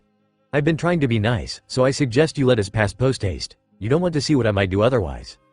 How scary, Roseanne mocked. You know, only 2 of your new bounty posters actually say, only alive. And unless you're the boy or, black leg, Sanji, we don't need to hold back. Too bad for the boy, they don't say, no trauma. Roseanne and Yuki lunged, Mary using moonwalk to launch upward over the point where Sapphire Rapier met Ruby scythe. Ace clung to the Klabouterman for dear life as she pulled one of her hammers free with her remaining hand, tilting them downward. Another kick from moonwalk sent them down, her hammer ready to end the fight. Yuki pulled back with speed comparable to shave while Roseanne spun, interposing her scythe to catch the metal weapon. Hammer met crystal in a ringing shriek, the weapon-shaped ruby cracking from the point of impact. Roseanne swung, shoving Mary away even as her powers fixed the break in her scythe. Mary flipped, her hammer already moving to block the rapier coming for her not-so-vital vitals.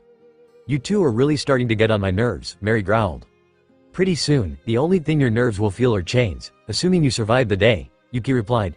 Her rapier blurred, Mary doing her best to block or redirect every thrust. There were simply too many, however, the first cutting a shallow line on her side opening Mary's guard for others that punched into her thigh and shoulder. Ruby rush. The blurry form of a spinning Roseanne appeared, Mary just barely blocking the scythe that tried to take her head off. The momentum sent her flying backward, the Klabouterman angling herself so she landed on her feet, said landing cracking the arena tile below. Nikos and a sword-wielding man in a low hood staggered back from the wood ferry landing between them, her wounds already healing. Hey, get out of there, the announcer yelled as the competitors sized up this unexpected newcomer. Apologies, folks. It appears we have some unwelcome guests in the arena. The announcer sucked in a breath, including the heir of Chaos and Terabang. Damn, he's got good eyesight, Mary muttered. Twin crashes reached her ears, the white-haired fairy looking up to see Roseanne and Yuki had landed beside their crewmate in the arena. As of this moment we are having a rule change, the announcer added, a stone falling in Mary's gut. The competitor, in the arena or out, who captures the heir of Chaos and brings him to officials for transport to our king will automatically win one of the devil fruits. Does he have the authority to do that? The hooded man questioned. He coughed and shook his head, pointing his sword at Mary and Ace. Regardless, rules regulate reaction. Ponder not, pirates, for your poor protests produce not, surrender or shoulder a senseless struggle that shall stop with setbacks you shan't salvage. For I, Saji, shall seize success from your sorrow, this is your final warning. Well, I guess this is one way to win, Sai commented, readying his polearm. The child is mine, Katerina Devon vowed, her sword ready to eviscerate anyone who came close. Killing him will show that upstart cat burglar who's got real beauty. Screw alliteration boy, monkey man, and the ugly hag over there, Roseanne ordered on the other side, ignoring Katerina's insulted hiss as she stabbed her scythe into the arena and aimed a ruby-capped finger gun at the horned fairy. Hand over the boy to us. Like hell, Mary shot back, leveling her hammer at each fighter individually. Anyone who touches Ace loses the fingers one by one before the whole hand. And that's if I get to you before Captain Luffy. Oh, scary, Katerina Devon grinned, her fingers twiddling on the grip of her sword. We're already risking our lives for those fruits, so do you really think a single girl standing in our way bothers us? And Straw Hat should be more worried about what Doflamingo will do his hag of a wife. A flash of seafoam green in the corner of their visions was all the warning any of those in the arena had before a streak of said color blitzed downward, snatching Ace out of Mary's hold. Wah! Hey, hee hee! Monet giggled, her talons securely around Ace's arms as she rose upward on the wind. She looked down even as she flapped her wings to gain more height in a bid to outpace those in the arena who could mimic flight. We didn't get to meet back on Punk Hazard. I'm Monet. Giola's been complaining about not having a baby to spoil now that Dellinger's grown up, so I suspect we're going to be good. Monet cut herself off with a squawk as Ace's teeth chomped down on her left ankle. Her logia powers activated without a thought, the entire ankle and taloned bird foot turning to snow to avoid damage. Ace twisted, biting down on the other side to similar effect. Now footless for the time being, Monet could only watch in dumbstruck surprise as gravity took hold, Ace starting his freefall from a deadly height with a self-satisfied smirk.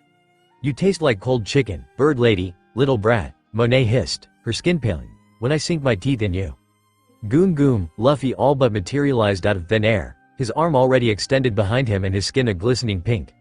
Monet, a fighter of necessity rather than any form of powerhouse, couched as the pirate captain's arms sparked, fire impossibly licking along his steaming, armament-covered skin. Black Hawk. Monet tried to dodge, her head, wings, hips, and legs turning to snow as the attack neared. Unfortunately for her, the combination of fire and armament caused her torso to remain solid. She took the attack full force, her skin both bubbling and burning as Luffy's rubbery fist drove her body into, and through, the stands. Her shrill scream of pain echoed on the wind without a mouth to come from. Luffy glared in the general direction of her spirit. And to think, I offered you a place on my crew, he spat. Below, Mary jumped with moonwalk, catching Ace before any harm could come to him. The Straw Hat trio landed to a silent stadium, every awake eye unblinking and every breath held. Captain. Mary. Daddy, Ace. Luffy smiled slightly, ruffling his son's hair before turning back to the Klabouterman. I trust I can leave him in your care with the bird lady down? About half the crew is approaching the Colosseum. We'll be fine, Captain. Go save Mrs. Nami and the others. Luffy nodded before he vanished with another shave. Mary turned, grinning at the gaping combatants. She raised her hammer and threw aside her hat, the disguise unnecessary now that their presence on the island had been exposed. Now then, any of you want to try your luck against the first confirmed Klabouterman to ever sail the seas? Maybe the first, Nico said, but not the strongest. It's 6-on-1, girl, Katarina agreed, give up. Actually, it's 6-on-2, a man in a tan cloak said, stepping beside Mary with his saber drawn. He threw his cloak and fedora away with a flourish, revealing a youthful, handsome face framed in brown hair and a green outfit covered in ruffles. The new Whitebeard pirates are allied with the Straw Hats, after all. What's this in Terabang? The announcer gasped. How many fake names do we have on the list in Terabang? That's Swift Saber, Haruta of the new Whitebeard 12th Division. But the list calls him, Harry. Who the hell accepted these names in Terabang? Wonderful to meet you, Ghost Ship. The new Whitebeard pirate greeted with a backward glance. I do wish it was under better circumstances, though. Namur had a lot to say about you all. I'm eager to see how much you live up to the hype. Well, I hope we meet your expectations, Mary grinned. Although, I would rather escape to the hallways if you can make that happen. Ace and I are too exposed here. Allow me to escort you. Haruta swung his sword, a flying slash crossing the divide toward Katarina and the assorted gladiators near her. Her own sword came up, cutting the slash in half, but the two halves maintained their integrity to cut down most of the fodder on that side. Mini cannonball barrage. Mary yelled, tiny versions of cannonballs launching from within her pockets like buckshot at the crescent blades and the gladiators facing her, much to similar effect. You shall fail to flee under my faithful focus and float powers, Saji declared. He raised his hands, the number of swords around the arena rising at his command to point at Mary and Haruta. He angled his sword, all those around mirroring it. Behold, my swords dance. Surrender now, this is your final warning. Before the man could really do anything, Sai landed beside him, bashing his exposed side with the butt of his polearm. Saji fell to his knees with a wheeze. You all are against Doflamingo, Sai said. With the Straw Hats and the new Whitebeards, I think I'm willing to bet against the house, even if Grabs can't stand the monkey family. I'll let you run free and cause chaos. Thanks, Monkey Man, Mary called. With new allies and their opponents distracted, Mary kicked upward, jumping through the window Luffy had come from. Hi, new Lucy. The Klabouterman laughed as she and Ace began their dangerous game, running by a surprised Sabo. Bye, new Lucy. Talk to you later. Now then, Mary thought to herself. If I were an annoying Coliseum announcer, where would I put the prized devil fruits for safekeeping? Warning, this scene has graphic violence and torture. Coby came to slowly, his vision not but the blurry colors he'd learned to associate with the loss of his powers. He tried to move his numb arms, the rattling of chains above him giving him an idea of the current situation. Seastone, he slurred. Shit. Goddammit. You said it, Grace agreed, her chains rattling to his left. We really need to stop getting into these situations. You have no idea, the Zone replied. He'd been in more sea prism stone chains during their cruise time apart than one lifetime needed and then twice more since their reunion. Ah, I see the last one is finally awake, a slimy voice grinned. Koby's eyes turned to a large splotch of white and pink topped with yellow. The blob's spirit was the same foul, soul-crushing, mind-shattering presence Coby had first felt in his observation. Luckily, having felt it once, the russet knew what to expect on a spiritual level if not a physical one. He paused before directing his gaze toward Grace again, refusing to show fear. So, on a scale from crocodile to overblown inbred bubble bastard with a magma bitch pet, how screwed are we right now? Somewhere around, the warlord king of a nation has us in the dungeons and is not happy with us. Foo foo foo, Doflamingo chuckled, his mirth building into a full laugh. Foo-ah-ha-ha-ha-ha. You other straw hats are just as delightful as your captain. Law, I love these new toys you brought me.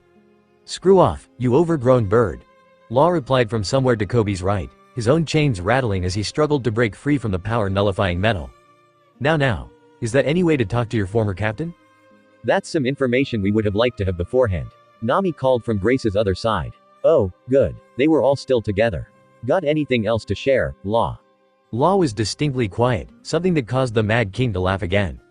Keeping silent, I'm sure Rosinante would be so proud. Don't say his name, Law growled, his struggles redoubling. He was 10 times the man you could ever hope to be. And now he's dead, so I'd say I'm the winner. Ah-ha-ha-ha. The only undercurrent to the blonde's laughter was Law's incoherent growling. But playtime has started. Before, I would have been perfectly content to just kill you and be done with it, Law, but you just had to go and kill Gladius. That's an act one can't just let slide, so you're going to help me try some new attacks. Like I would ever help you.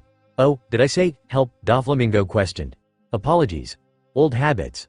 What I meant to say was, test, string guillotine. Law screamed, Coby flinching at the sound as Nami and Grace gasped. With his poor eyesight, Coby couldn't tell what was happening. Doflamingo hummed. No, that won't do at all. Far too clean. Why, that foot could almost pass for a peg leg. Let's try this. String guillotine. Law screamed again, this time with a nasty squelching noise. Nami retched off to the left. That's a little better, Doflamingo nodded. At least, Coby assumed he nodded considering he couldn't see the man clearly. More bleeding and more damage overall. Certainly more pain. I'm not used to leaving my strings so frayed anymore. That takes me back. You're sick, Grace hissed. Sick, the Mad King echoed. Well, maybe. Sanity, however, is boring. All the world's a stage, so doesn't everything exist for our entertainment? Of course not, Coby answered. Who do you think you are, a celestial dragon? Why, yes. I am a celestial dragon, Trihorn. I thought you would recognize the Don Quixote name since I hear you met my foolish cousin. What are you? Coby trailed off, a memory from his time in Sabaody rising to the surface. You're related to Mjasgard? Coby, Grace questioned. What are you talking about? Coby had to take a moment, his mind trying to comprehend, to fathom, that the only human looks apparently related to the warlord standing before them. Back on Sabaody, Coby began. There was this celestial dragon that would come around every so often. He was surprisingly good. He'd treat people with respect and would go into auction houses to buy all the slaves just to let them go. He even saved me once. His name is Don Quixote Mjasgard. Yes, my father's cousin, Doflamingo hissed. How much he's changed since my father caused my family's fall with his idiotic plan. Why, that first report from Disco mentioning him buying all those slaves just to free them nearly had me in stitches. Perhaps sympathy for the common folk runs in the Don Quixote blood considering how close I've gotten to my crew. Which is why I can't just let you die, Law. Yeah, sympathy isn't the word I'd use, Law ground out. The blob that was Doflamingo stalked forward, stomping on Law's now bloody leg. The supernova clenched his teeth, not wanting to give Doflamingo more satisfaction. No, I suppose you wouldn't. After all, his voice dropped to a snarl. I have no sympathy for traitors. Law growled, refusing to give the man any more than that. In response, Coby saw a blob of what he guessed was string take on the black sheen of armament hockey before falling like a cleaver. Law gave in and screamed. I wonder, the king mused. Can you still put yourself back together after I used my hockey? And if I do this? There was another squelching sound, but this one with the distinct crunch of broken bone. Coby was almost glad he couldn't see clearly. Oh Goda, Nami wretched. H's leg. Stop it, stop. Doflamingo echoed. I'm just playing by the same peacemain rules you all do, right? He attacked me and mine first. What's the deal with the toys? Coby demanded, hoping he could redirect the man's attention. Maybe, if Doflamingo was busy with his questions, Nami, Grace, and Law could find a way out. I have strong observation. I know they aren't just machines designed to act like people and entertain the masses. Perceptive, aren't you? Bold, too. Even that Marine Admiral didn't have the guts to question it. A Marine Admiral in Terabang, Grace gasped. Oh dear, you didn't know? Coby could hear the way Doflamingo relished mocking them. Yes, The Marines are here with an admiral at their head. Apparently, they think a threat is approaching one of their valued warlords and they don't want the fallout if this threat actually managed to win. He laughed. But the toys, Coby redirected. What are they? You must know, right? Ah, but of course I know. One of my crew, Sugar, she's Monet's sister. I hear you all are acquainted with her. Well, Sugar has the powers of the hobby fruit, and her hobby when she got it was toys. Now, a single touch is all she needs to turn any creature into a toy. Even better, everyone, us included, forgets they ever existed so no one will ever miss them.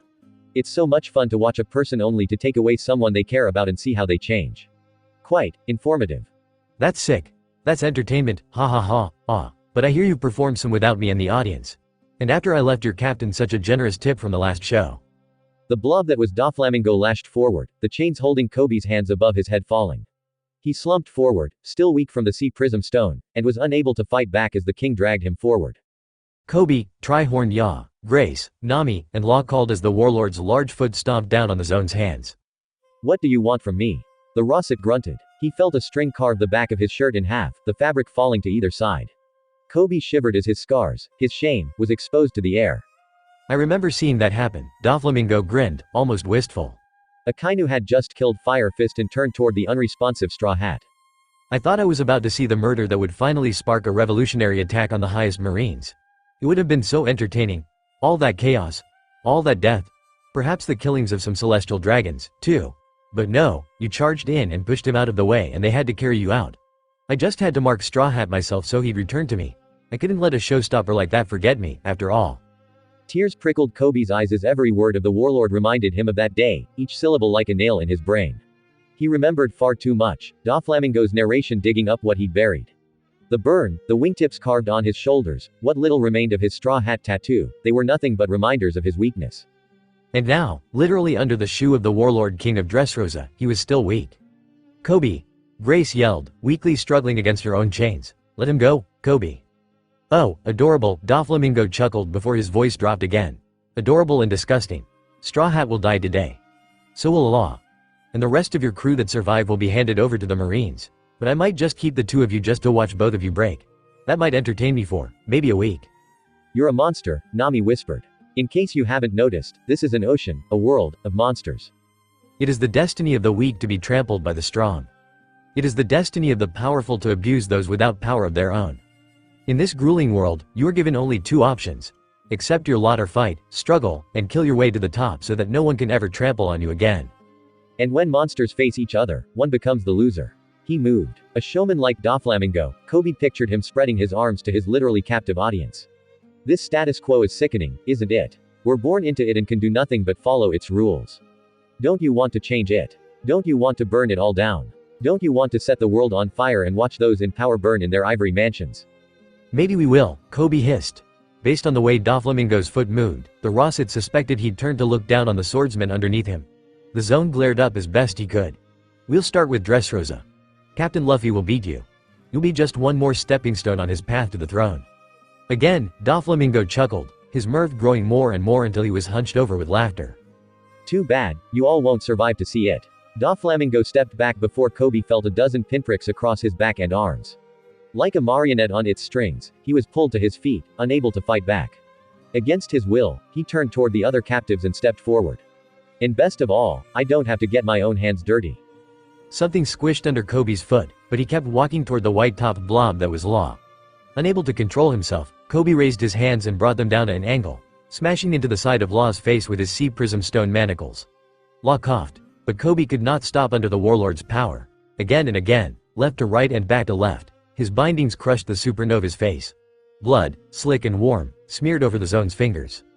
I'm sorry, Coby begged. I'm sorry, Law, I'm so sorry. We'll come back to him later, Doflamingo decided, finally allowing the Rosset to stop after the splotch that was Law's face was nothing but black and blue from the bruising. I need Straw Hat's wife in mostly good condition, so I guess we'll get started on the redhead now. No, Coby protested, but his body would not listen to him. He stepped away from Law, stomping on what he realized was a bloody stump where his right knee used to be, and approached the colorful blur that was Grace. Tears flowed over his cheeks, his muscles straining against the warlord's control to no avail. Stop it now. But the fun's only just beginning, Doflamingo grinned. Grace gasped as the first strike struck her cheek, whipping her head to the right. Coby redoubled his struggles and, when he raised his hands for Tay. I will not be controlled, he hissed, more to himself than anyone else. A black miasma formed around him as he closed his eyes and focused the way Rayleigh had always tried to teach him. Not again. Never again. I will not be controlled. I will not be controlled. I will not be controlled. Well now, Doflamingo smiled as a couple of his strings broke, weak as they were. You might last more than a week after all. Ah, what's that? Nami asked. Koby's eyes widened. Ah, that's, Coby gasped. Out of my way. Lou, Grace muttered. Jet stamp. The wall exploded, a steaming Luffy driving his foot into Doflamingo's side. The Warlord King hacked as his torso distended inward around the rubber man's leg. It took another moment before physics caught up with the momentum, blasting the blonde into and through the wall on the far side of the dungeon where rubble fell inward with the integrity of the room compromised on account of its newest hole. Luffy, his crewmates called as their captain skidded to a stop. Straw Hat Yaw, Law coughed. Sorry it took so long, he said. Almost immediately, there was a click as Nami's restraints opened, the thieving navigator having needed the barest moment away from their captor's watchful eye to free herself. She threw herself at her husband, wrapping him in a hug. Are you hurt? He asked. We'll heal, Nami said. Good. Get out of here and get Traffy help. I'll keep Mingo busy. He popped his knuckles as the rubble in the other room shifted. Nami moved to Coby first, something jiggling in the keyhole of his manacles before the opened. Instantly, he activated his powers, shifting his eyes back to their altered form so he could see again. Other than the bruise on her neck where Lao Ji had knocked her unconscious, Nami didn't look too bad. Grace sported a new black eye from the wicked bruise on her left cheekbone, but any other injury she had was hidden. Dishearteningly, she spat out a wad of blood where the hit had cut open the inside of her mouth. Coby turned as Nami went to free Grace to see Law, almost throwing up at the sight. His face was bruised nearly to the point of unrecognizability, one eye swollen shut and the other only barely open. Blood from his bleeding nose and lips had run down his front, staining his white shirt. Worst of all, his right leg was severed just above the knee, the separation jagged and still leaking into the pool of crimson on the dirty floor. His knee and lower leg sat several inches away, crushed beyond recoverability, while his foot was in 2 pieces further away. Coby moved as soon as he got his bearings, grabbing the remains of his shirt to form a tourniquet for Law's wounded leg. Do we run or do we look for our weapons? Grace asked as her manacles unlocked, the younger woman rubbing her bruised wrists as Nami went to Law. Finished with the makeshift bandage, Coby moved to the man's side, dragging one of the pirate captain's arms over his shoulder as soon as Nami unlocked his own shackles. We need to run for now, Coby suggested as a crash from Luffy and Doflamingo's fight echoed from the other room. We can figure out something later but I think it's best we don't stick around. Law needs help. That's what we'll do, Nami agreed. She cupped her hands around her mouth. Luffy, run away when you get a chance. We'll come back with everyone together later. Luffy made no indication that he heard her, so the pirates just had to hope he did. Nami took Law's other side as Grace led the group out of the hole Luffy's entrance had made, the chemist being the only one with access to her normal means of attacking. The unconscious bodies of Lao Ji, Buffalo, and Baby 5 laid on the grass where Luffy had left them. I'm really starting to hate this place, Coby grumbled as the group limped out of the Dressrosa dungeons. This can't get. Boo-hee-hee-hee, a familiar, disgusting voice chuckled, Trable lowering himself from a floor above on a strand of goo. Sorry, Duffy. Looks like I get to have a shot at the prisoners myself. Me and my big fucking mouth, damn it. Okay, so, Usopp began as Doflamingo's announcement faded only for the long-nosed sniper to nearly be knocked off his feet by the blast of Conqueror's haki. He wasn't alone, Kinemon falling to a knee and Chopper seemingly forgetting how to breathe. Ahead of them, the blockade of Marines surrounding the Colosseum had taken the full brunt of the pirate captain's spirit. Over half of them slumped over foaming at the mouth. Well, that makes things both easier and harder, Sanji commented around his cigarette, apparently unaffected. On one hand, we could take those Marines pretty easily now. On the other, I think they know Luffy's in there. Probably not for long, Kaku theorized. If I know Straw Hat as well as I like to think I do, he'll shoot out of that place like a cat on fire. How does Kinemon blinked, considering the phrase. I suppose I understand what you mean. How odd, cats on fire do move quickly. You say that like you've super seen literal cats on literal fire before, Frankie commented. Well, you see, one of the red scabbards. Something crashed within the Colosseum, throwing up a small cloud of brown dust. What was that in Terabang? One of the marine higher-ups cried. Wait, what happened to the bird lady and her sister? Chopper realized. The announcement had caused them to pause too long, losing sight of the green-haired and winged woman. I think Luffy happened to her, Sanji breathed with a twitch of his eye. I want to blame him, but I don't think I can. What about the one that summons toys? Kinemon questioned. What of her? She's moving downward, the cook reported. It seems she was dropped off at a side entrance around the left side of the Colosseum. Luffy's haki caught her by surprise. but she resisted pretty well. Maybe she's used to Doflamingos. You think Doflamingo has conquerors? Usopp asked. As a warlord in the New World, I'd be surprised if he doesn't. Then it sounds like we super need to split up, Frankie nodded. We don't have much time to decide if we want to move before they recover from Luffy's haki. Kaku and I will go, Sanji said. We can use Skywalk. It's actually Moonwalk, Kaku interrupted. Skywalk, the chef reiterated, to fly up and over the marines outside. The rest of you can follow the girl underground and find out what she's up to. It can't be good. She's just a little girl, Usopp said. We'll take care of it in no time flat. Yeah, Chopper agreed. No problem. I pray we find Kanjuro there, Kinemon nodded. Then we have our plan, Sanji breathed, lighting a fresh cigarette. You ready, Kaku? Ready as a camel come Wednesday, the former agent replied. The pair took to the air, kicking their ways up and over the walls of the Colosseum. What does that even mean? Usopp questioned. A camel come Wednesday. Those things aren't connected. Maybe we can ask Eyelash at some point, Chopper suggested. It'd be great to see Vivi, too. What? Frankie blinked. I'm super confused. Let us make haste to our destination, Kinemon urged. He forged ahead, curving left around the recovering marines. Unfortunately, they had the entire structure surrounded. Sanji Dono said she utilized a side entrance, but not which one nor how to access it. I doubt she used one of the normal ones, Usopp commented, rubbing his chin. He said she was going down, right? Yeah, Frankie replied. Why? Well, I just might have something that can help. Usopp dug through his pack, looking for something specific. He grinned, pulling out a seed. I haven't had an excuse to use this one yet. I call it the opening flower. He loaded it into Kabuto's pouch, pulling it back as he calculated his desired trajectory. Special attack, opening flower portal. The seed arced over the marines' heads, the soldiers ignorant of the projectile as it bounced against one of the Colosseum walls and came to rest in a crack between two floor tiles.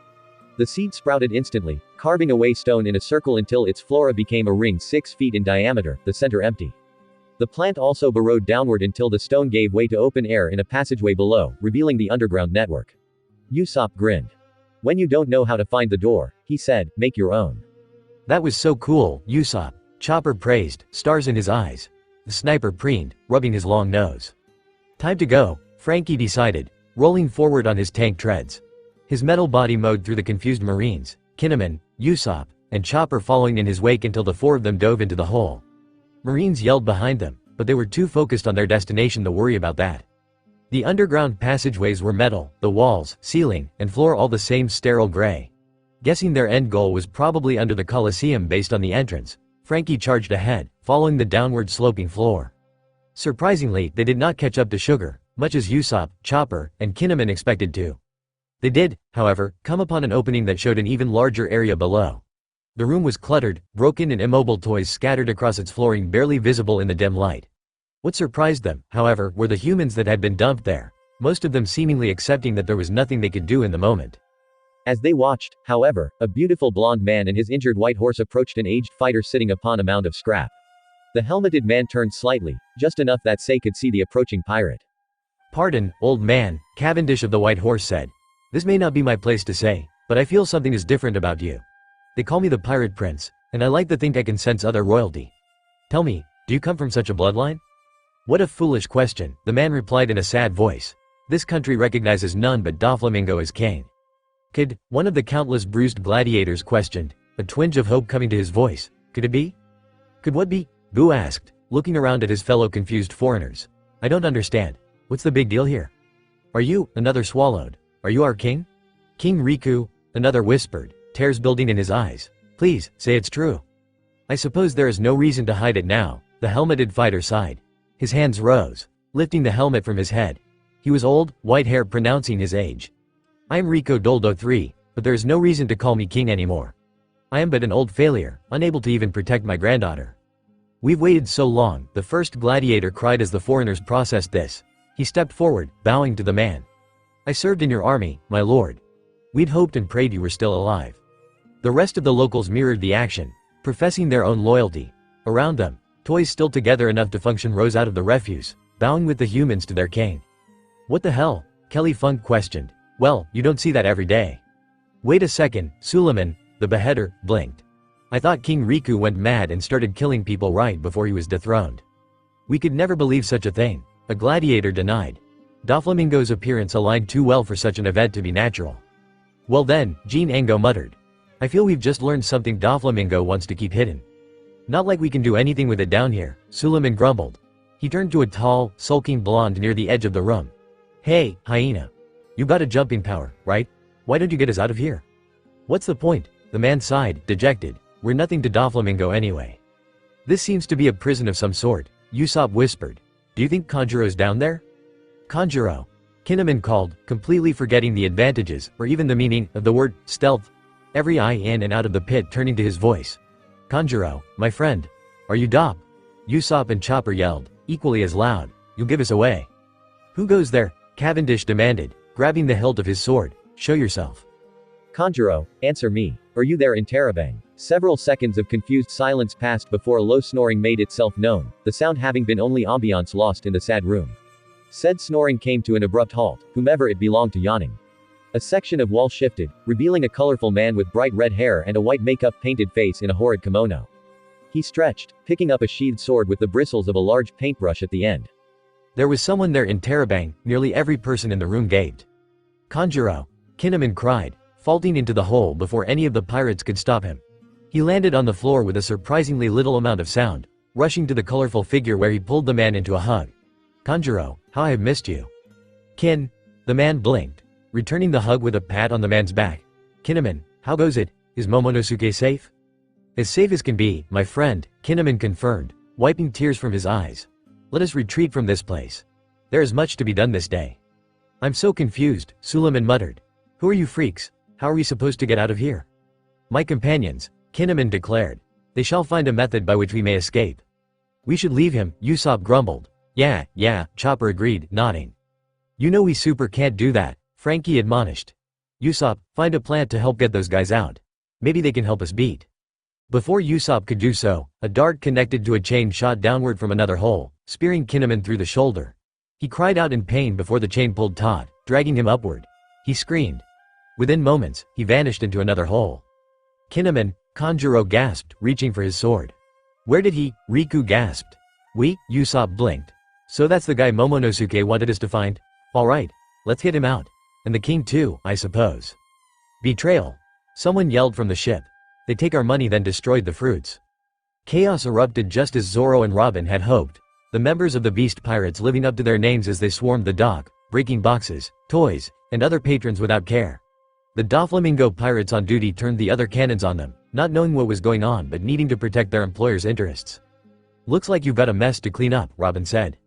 Oh, I will, the supervisor hissed, opening her mouth wide to reveal sharp, implanted, mismatched teeth. Right after I make a mess of you too. Run, Robin advised, wrapping her arms around Zoro's neck. The plush gorilla took off the other way, the pink monstrosity that was the underground supervisor screeching as she gave chase. I think you made it mad, Zoro yelled, sliding under the barrel of a cannon. He chanced to look back, how he'd forgotten what it was like to have two working eyes. To see the supervisor bodily throw the Doflamingo pirate manning the cannon into a wall when he didn't get out of the way fast enough. Take a right turn ahead. Robin ordered. Got it, Zoro nodded, turning the direction that felt right and going left. The supervisor, having heard the dolls shout, found herself trying to skid to a stop as her preemptive turn turned out to be the wrong direction.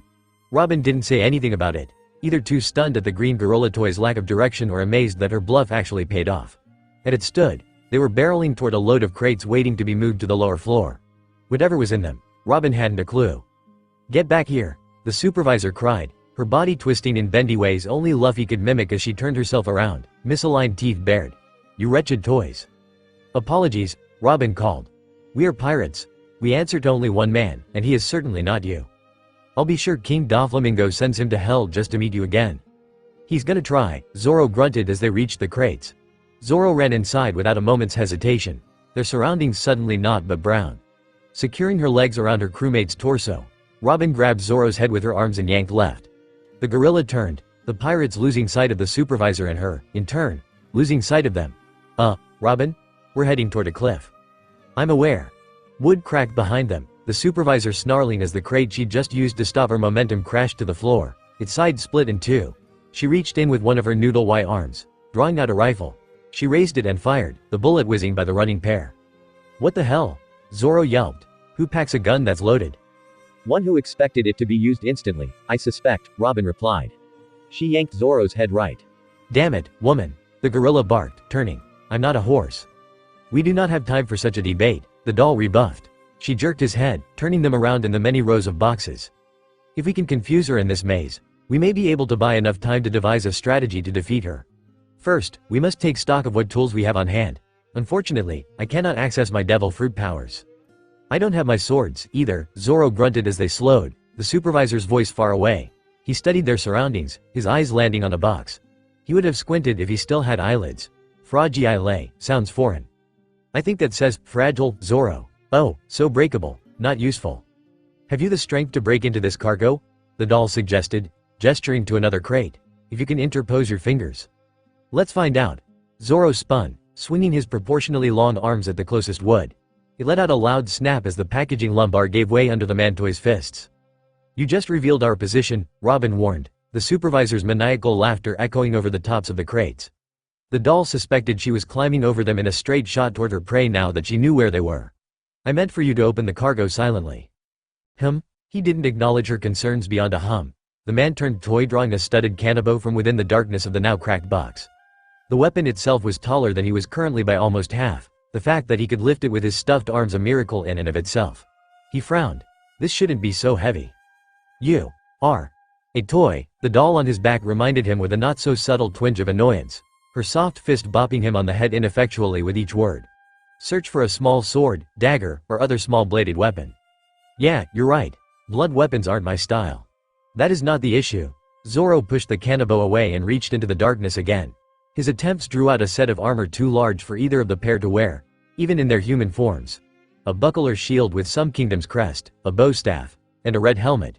Still, he seemed to be digging for something, the movements shaking Robin from his shoulders. I found you, a voice hissed. Robin turned slowly, staring up at the supervisor perched on the top of a crate behind them. She turned her head upside down slowly, her grin twisted. Now to deal with the first problem of many. You made my day so very busy.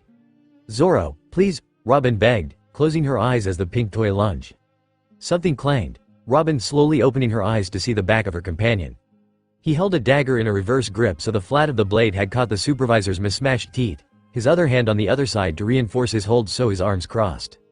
Its blade was about 8 inches long but thinner than average with a layered, swirled pattern of blue and purple seemingly interwoven into the metal, its handle wrapped in red cloth. The pommel had an emerald inset at its end, seeming to glimmer in the scant-lit dock. Even Robin, one who would admit her knowledge of bladed weaponry was limited, could easily say it was a beautiful weapon. I shouldn't be surprised to find one of the skillful grade blades here, the gorilla commented as his and Robin's opponent pulled back, now more wary with her prey armed. Zoro followed her with his front, keeping the blade between them. Skillful grade? Robin queried. Are you to say that dagger is one you recognize? I don't need to, he said, running his hand over the flat. It sings in my observation. Kochu, meaning butterfly. Made in Wano, it is part of a set and has been wielded by several masters through the years. Until recently, however, it has only been a decoration. The blade is too dull for maintenance by a competent user. You can determine all of that just by holding it? The forging is similar to Shisui, the sword from Wano I possess. The rest of it, it told to me. Robin wasn't sure what to think. Certainly, she was aware that high-level hockey was capable of many things and that she had no innate talent for it. Koala and Sabo had tried to teach her multiple times, but she had never heard of one communicating with weaponry not infused with a zone fruit. Of course, in a world where ships had the ability to manifest their own sentient spirits, semi-intelligent weapons weren't too far a stretch. Zoro must be an exceptional swordsman and, perhaps, this strange skill wouldn't be so strange if she could have remembered the man. You don't really think that tiny blade gives you any chance, right? The supervisor questioned. My normal swords would be too much, Zoro replied, a small smirk coming to his mouth. I shouldn't hunt rabbits with cannons, after all. So you see me as a rabbit, you disgusting gorilla, the supervisor growled. Let this rabbit show you her fangs. She lunged, Zoro swinging the dagger like a short sword. The supervisor bent out of the way, the blade barely missing her face as her hands came around on either side. Rather than block, Zoro stepped into her guard and went for her neck. The supervisor backpedaled. She did not know who the toy against her had been before. Even if she'd heard the name, she knew she would have no memory. But the way he handled the blade reminded her of swordsmen on par with Sir Diamante. Even a dull blade like the Kochu could be deadly in such hands. For all her bluster, she needed to be cautious. Zoro. The doll called. A confrontation in an enclosed space such as this is disadvantageous against an opponent who can maneuver in 3 dimensions. We should. Dumb it down, woman. Zoro shot back. We don't have time for your fancy words. Anger flashed across the doll's face as well as such could express it, though her body language did most of the communicating on that front. We need to move somewhere where she cannot climb, Robin advised. We'd have better chances then. As if I'd allow that, the supervisor snarled. She reached over and, with a strength completely unbecoming of her thin, bendy arms, lifted one of the crates. She grunted, flinging the box. 360 caliber Phoenix. A slash of air shot from the dagger, colliding with the airborne projectile. Rather than cutting the item and its contents in half as Zoro had intended, the dull blade in his stuffing-filled arms caused the blunted slash to crash through with force alone, blowing splinters of wood and the shattered pieces of the once priceless pottery inside in all directions. Robin crossed her arms on instinct, hoping for a chance to save such a relic, but the lack of bloomed arms only served to remind her of her own powerlessness. Zoro threw 2 more slashes at the supervisor before Robin grabbed him by the elbow and started dragging him away. We must go, she said, hoping to limit the destruction to what had already happened.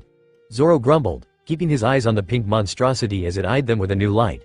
Projected cuts were not that common, even in the New World, so this toy must have a sizable bounty and reputation. The supervisor let them go, considering her options. Robin chose not to look the gift horse in its mouth, leading Zoro out of the maze and toward a more open area. Now that they were armed, insomuch as one of them having a dull dagger counted, she felt much better about their chances in the open. The battle between the pirates, merchants, and toys had taken a turn, most of the latter portion by now unfortunately destroyed or otherwise put out of commission. Human bodies also littered the dock, the whole scene backlit by the burning beast pirates ship from the cannonball Robin had shot into it. It appeared said pirates had commandeered another vessel, a feeder class that had belonged to the Goa kingdom by Robin's estimation, and were loading on everything they could grab other than bodies and toys. Other merchants and pirates were doing the same with their own ships, oftentimes fighting over cargo that looked valuable, while the Goa Kingdom soldiers and the Doflamingo pirates that remained tried to reclaim their ship and cargo respectively. We mustn't stop, Zoro, Robin warned, scanning the chaos for something they could take advantage of. Near the other end of the docks, hanging near the water, sat a crane loaded with a large crate. Positioning their ship to retrieve it would have been such a hassle that no raider had chosen to take the time to attempt it, leaving the crane and its hanging cargo alone. This way. A chase it is, then, the hissing voice of the supervisor growled, the large toy scurrying out of the maze of crates. A long arm charged her, the woman turned toy almost idly backhanding him away. Robin clambered onto Zoro's back once more, trusting his form was faster than her stubby doll legs would allow. Run, Zoro, and Zoro ran, Kochu trailing behind him. Its blade sparked against the stone of the dock's flooring, threatening to start a fire if a spark landed on the wrong crate. The supervisor followed, charging forward on all fours, throwing merchants and pirates aside with heedless abandon. Zoro and Robin, in their current states, did not have the size nor strength to do the same, the one being ridden by the other have to dodge, duck, dip, dive, and dodge his way through the screaming, bleeding mass of carnage. He jumped, barely avoiding a cannonball that blew a beast pirate into chunklets, and threw another blunt 360 caliber Phoenix at their pursuer. This one was a little sharper, as evidenced by what it did to the black drum soldier she used as a human shield. Zoro hummed and flipped the blade over, sharpening the other side as best he could. Head for the crane, Robin told him. I believe I have devised an effective plan. You better be one of the smart ones. Zoro scanned the area ahead while keeping one eye on the battle around them, the gorilla locating the destination Robin had in mind. He ducked, sliding between the legs of a Whiteland merchant, and vaulted over a broken open crate to parry the reactionary axe swing of a Shishanoan soldier that cut said crate in half. The beast pirates seemed to decide they had enough, their faction starting to pile onto their stolen ship and cast off. The remaining manned cannons and the Goa soldiers turned their full attentions on said ship, the pirates laughing as they turned the onboard cannons on their former owners without concern for anyone else caught in the periphery. That anyone included a certain pair of toys, another slash of Kochu causing a cannonball to explode before it could obliterate them. Behind them, the supervisor ducked another only for it to crash through a crate that had been labeled as shipment for duel and broke the side of the one beside it. The sight of the broken remains of the armor that had been inside the first and the escaping snow tiger from the second drew a snarl from the large toy, the supervisor grabbing a sword, and the man wielding it, and chucking them at the ship. The pair of man and weapon plowed into one of the pirates, but if it was the one that fired the cannon in question was Ans, Zoro and Robin started to make out the shadow of the crane's cargo. A flailing figure slammed into them. Robin lost her grip on the forgotten swordsman, the pair tumbling in opposite directions.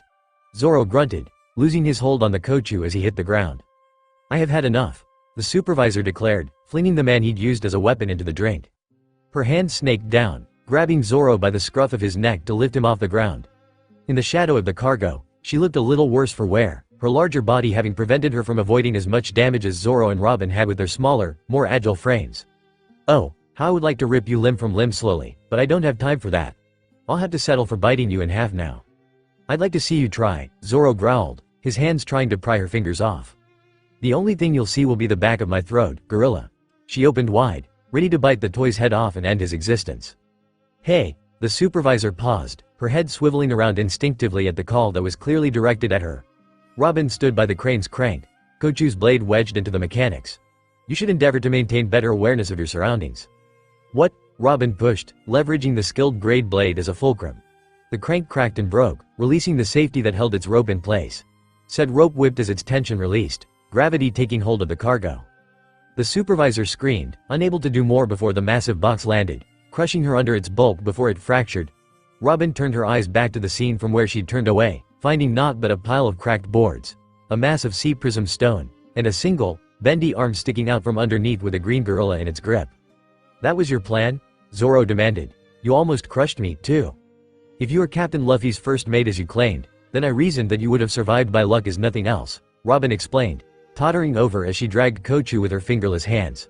"I concluded it was no less risk than we are used to." "I hate that you're right," the gorilla grumbled, finally breaking the plastic fingers that held him down. Considering the weight of the sea stone that had landed on her, Zoro highly doubted the supervisor would ever get back up. He blinked, fully comprehending. "You killed her." "And I ask for your discretion on the matter," Robin replied. "Captain Luffy need not know about the specifics." "Fair enough." Zoro took Kochu from her, seeing as she could not carry it effectively, and scanned the dock. "I think our job here is done. Let's find that brat and force her to change his back." "An excellent idea, Zoro." "I concur." Mary had not expected the insides of the Colosseum to be so confusing. She thought it was basically a giant circle, so how was it she had passed the guy who had taken the mantle of Lucy 3 times already? It was getting to the point where... "Mary," Ace asked, looking up at her from her arms, "you're lost, aren't you?" "I'm not lost," the Clabouterman denied. "I'm mapping the hallways in my head." "You're bad at lying like Uncle USO, Mary, I'm not." "So this is the youngest monkey brat?" Mary kicked the air before her with moonwalk, flipping backward as the area where she would have been caved under a massive fist. A mountain of a man stood over them, his body nearly filling the entire hallway. He had a short, white beard and his head had a peculiar dent right in the middle of his skull. So young. So fragile. "Tell me, boy, have you met your great-grandfather Garp?" "You know old man Garp?" The toddler blinked. "Are you friends?" "No, we are not friends," the man answered. His hands clenched, armament hockey covering them. "We fought a long time ago and he took something very precious from me, so I swore I would take something precious from him in return. And what would be more precious than his great-grandson?" "You want to murder a child because of a fight you had years ago?" Mary demanded, pulling out one of her corundum hammers with her free hand. "Talk about sad. I will not be lectured by a little girl. You don't know what he took from me." The man scowled, his beard seeming to come alive as it rose, taking on a shape like fire. Armament covered the top of his head, man swinging forward to drive said body part toward the pirates. "Drill less dragons, drill less bit." Mary jumped backward, but the action proved unnecessary. A body interposed itself between the straw hats and the man, twin swords catching the headbutt with a scattering of rose petals.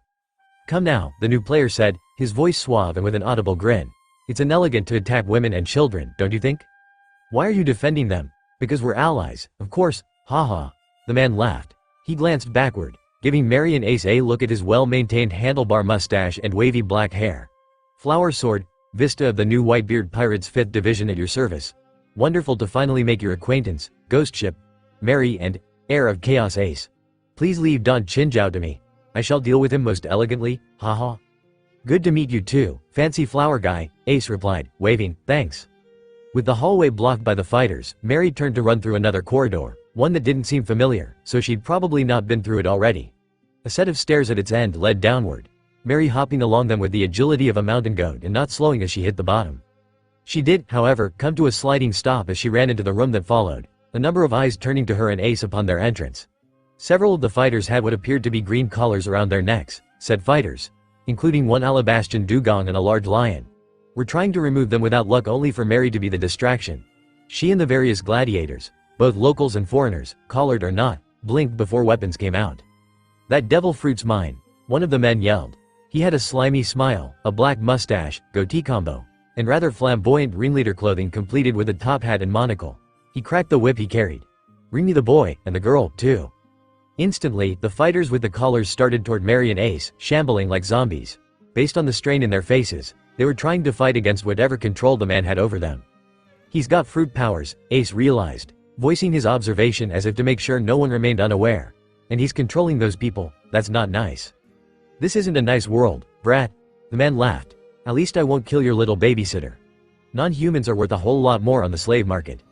You will suffer for this, one of the man's reluctant underlings, a huge man wearing only a dark kilt, boots, and a left arm guard with a massive flail, hissed.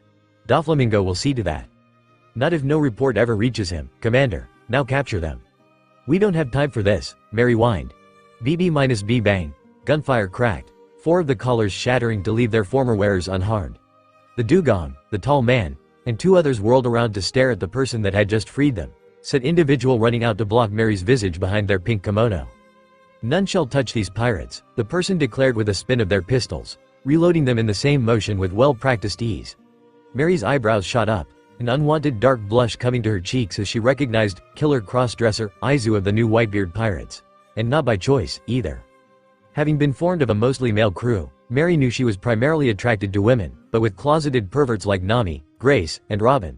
Not that the latter really hated all that much on the crew, she still had a healthy interest in the male SX, too. Aizu, as a very preth to back up his bounty, checked far too many boxes she would rather he didn't. Do not go full Sanji, Mary whispered to herself, turning away from the new Whitebeard's 16th Division commander and using one hand to plug her nose. Don't you dare go full Sanji. Don't you dare, Mary, get it together. Mary, Ace asked. You're all red. Did you run too hard? Do I smell? Am I too heavy? Mommy says I'm getting heavy? And no, Ace, the Clabouterman insisted. I'm fine, everything's fine. Wah, the ringleader guy gasped. Who do you think you are, getting in my way? Like my fellow division commanders, I too am an ally of the Straw Hat Pirates, the man who may or may not be an Okama answered. My name is Aizu. And you? I'm Breed, the man growled. Remember that name so you can tell the sea devil who sent you to hell. Get. The man didn't finish, the now freed dugong smacking him in the face with its tail. It barked, Mary understanding that it was something about revenge but no more due to the land-sea language barrier. She'd only learned animal speak from Chopper, after all. You stupid animal, Breed hissed. Fine, pets, beat them all within an inch of their lives. The room devolved into bedlam as the collared fighters attacked the non-collared. Breed charged in, throwing collars from a green goo-covered hand to claim control over more individuals. Aizu glanced back at the Clabouterman and her charge, offering a lip-gloss shiny smile that threatened to reignite Mary's blush. You may leave this to me. Thanks, the girl muttered. Try not to kill anyone, except maybe that guy, they don't deserve it. As you wish. All right, Ace, Mary said, using moonwalk to jump over the crowd, and throwing a tempest kick at Breed just to ruin his ugly red bow tie. She took off into the closest hallway. She felt members of her crew enter her mantra's range, Sanji much closer than the others. He had observation and would find them, she was sure. Amy and Jin were also in the area, running around doing something. She guessed they were probably trying to help without blowing their own cover. So far my direction hasn't been too good looking for those cool devil fruits. You give it a try. Okay. Ace closed his eyes, trusting his family's first wood fairy to keep him safe from all the meanies that tried to stop them. Left, he decided. Mary turned left. Right, straight, straight again. Up 2 times, turn around. Mary didn't know if Ace was just making it up or if he'd picked up some of Luffy's ability for hockey, but within minutes, she found herself before a tall door. It was made of hewn stone with a carving of a shirtless man wrestling a lion. Mary glanced around, checking for others, and was disappointed to find one of the nameless gladiators at the other end of the curved hallway. They're over here, the fighter yelled, Mary sending a tempest kick his way before shoving the door open with her shoulder and pushing through. It appeared to be an office, a large desk sitting in the back middle with a shelf of scrolls to the side and a bookcase to the other. Most of the floor was covered in the pelt of a massive snow tiger, its teeth bared toward the door but immobile. The rest of the room was the same tan stonework of the rest of the Colosseum save a high window away from the water-vulnerable documents. I think they're here, Ace said. This room looks super duper important. That it does, Mary agreed. Something pounded on the door, a chorus of voices yelling on the other side. Mary set Ace, quickly but carefully, on the floor and turned, trying to find a way to lock the door. When nothing presented itself, explaining why the door had been unlocked in the first place, Mary opted to shove herself against the stone to keep it closed. Ace, can you find them while I keep the door shut? Sure.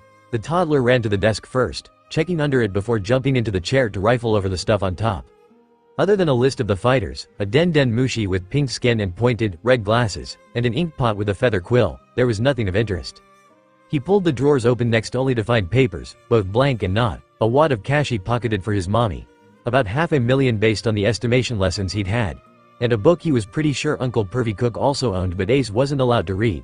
The one with the pretty lady having her clothes dissolved on the cover, not interesting. With the desk a bust and the pounding on the door getting louder, the men on the other side starting to coordinate their timing.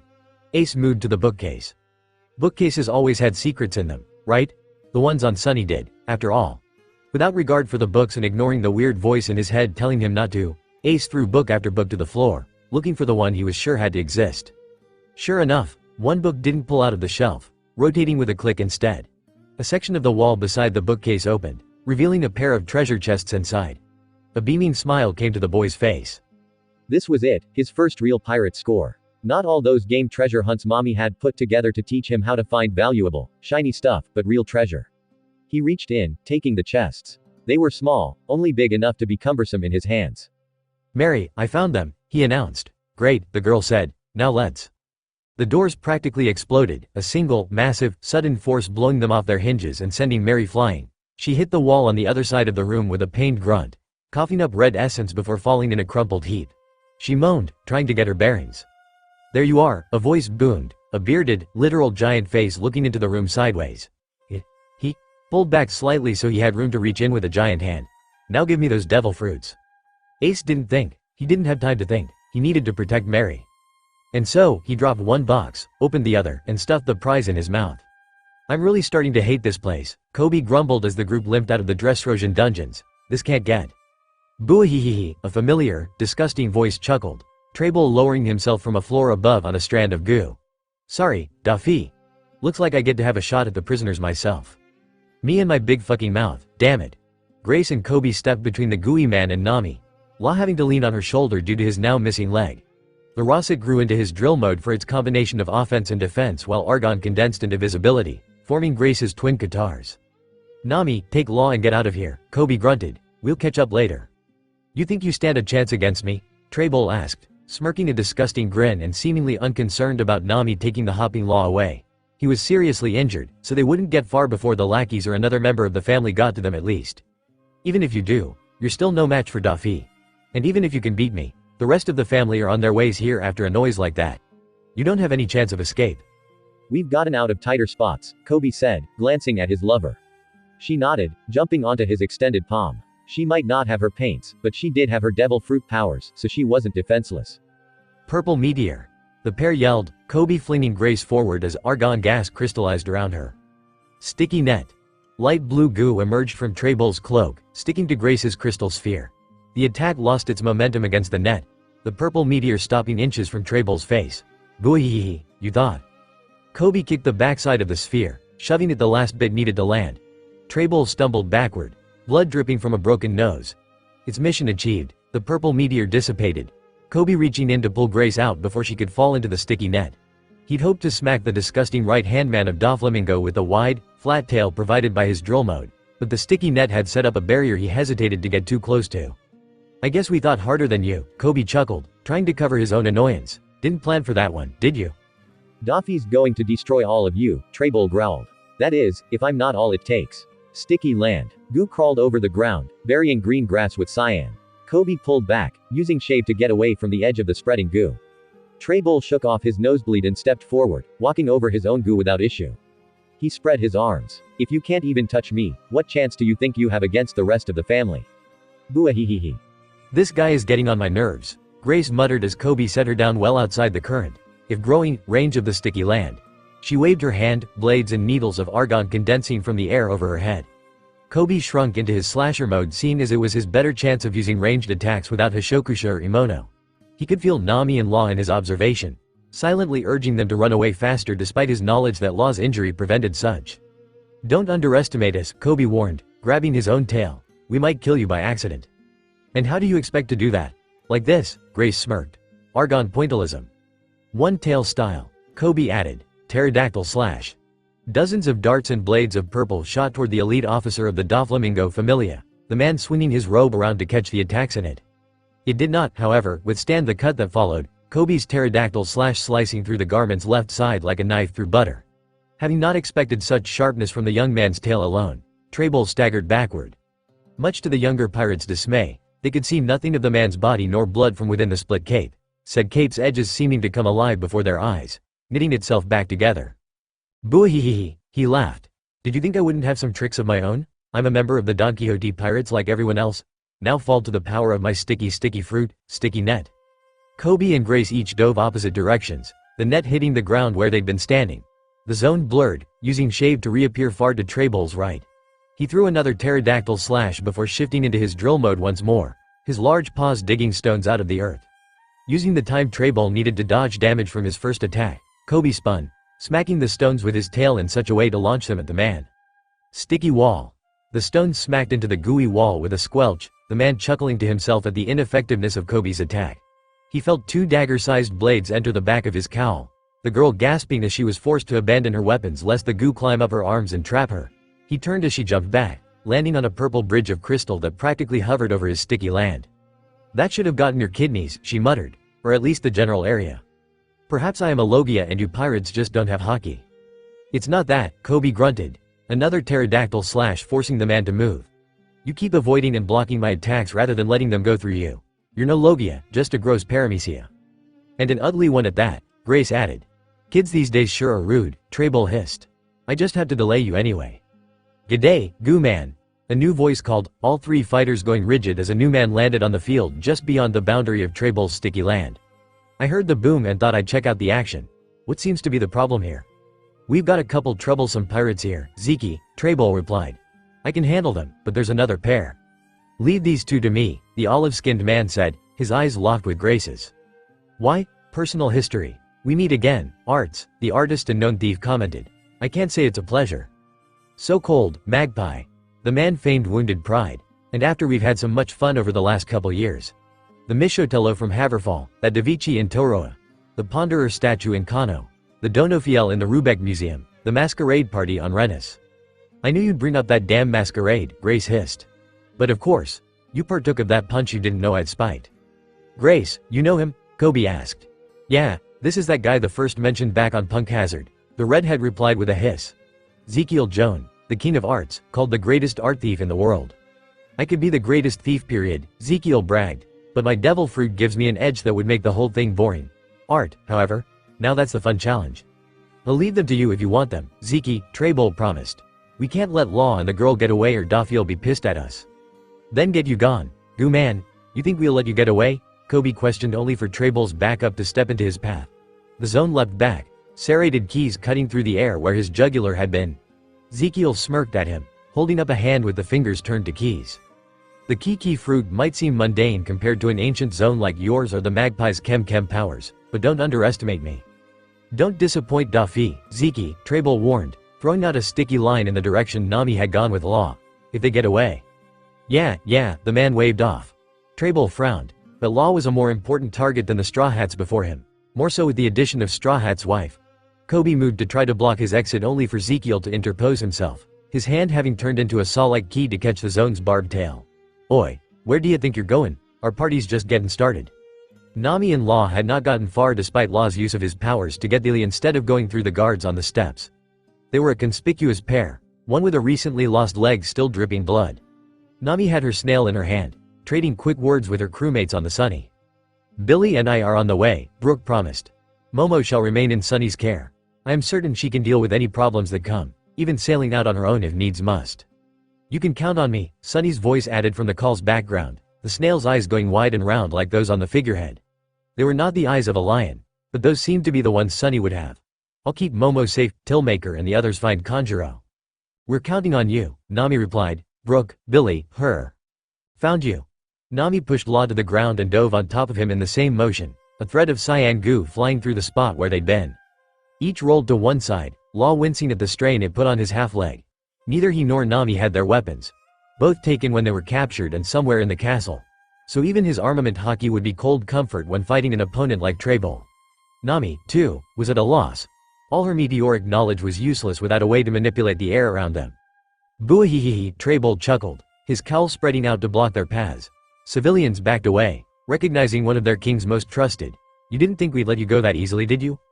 But Coby and Grace, Nami started, otherwise distracted, the sticky man interrupted. I'll recapture them once I'm done with you if I need to. Fuck, Law muttered, holding his hand out. His other threw a pebble as a sphere of blue extended from him. Room, shambles, percussive therapy. He vanished, replacing the pebble to reappear before Treybull with his arm pulled back. His armament hockey gleamed as he brought his fist down, Treybull hacking as it drilled into his chest. The punch threw the elite officer backward as Law landed in a heap. Nami hurried forward to pick him up, but she wasn't strong enough to carry him. Damn it, she hissed. I guess I'll have to start training. I can't be left defenseless like this again. That's assuming you survive and remain free after today, Treybull grunted, rubbing his chest as he got to his feet. That really hurt, Law. I'll make sure you both pay for that. Unfortunately for you, I don't like paying for anything, Nami commented. Law? Yeah? Have you got energy to jump? Not a lot, but it's better than staying here, shambles? They jumped 3 times in quick succession before Law was left panting, the two hiding in the shadow of an alleyway. Nami didn't have a clue where they were, her only hint being the entrances at west and east based on the position of the sun in the sky. Law leaned against a dumpster, trying to catch his breath. Shit, he muttered. Shit, this was not the plan. I don't know why we even bother with plans half the time, Nami said, peering around the dumpster. The half when we don't plan seem to work out better for us. I hate to say I noticed, the pirate doctor growled. Do you think we lost that guy? Who even was that? Treybull, the user of the sticky fruit. He's basically Doflamingo's right hand and head of his own army.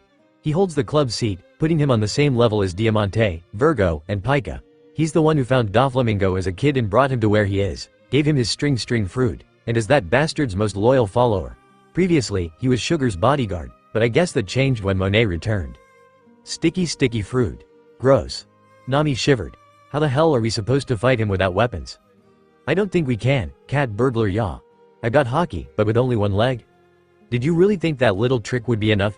Treybull questioned from one end of the alley. Before either Nami or Law could react, a web of goo extended over the other side, cutting off that means of escape.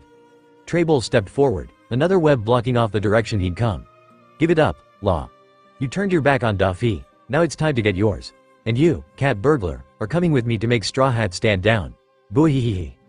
Nami and Law backed up as far as they dared, both racking their brains for some way to get them out. Law extended his hand for another jump only for Treybull to whip out a pistol, firing a round into the doctor's good leg. Law crumpled with a scream. Taking your powers and crippling your good leg, Treybull grinned. Now that's 2 birds with 1 stone. Sea stone, that is. Boo-hee-hee-hee, boo-hee-hee-hee. Someone in Terabang, Nami cried. Anyone in Terabang help. No one's coming, girl, sticky. 180 caliber Phoenix, in an instant, the web blocking the escape route behind the pirates turned to useless strips.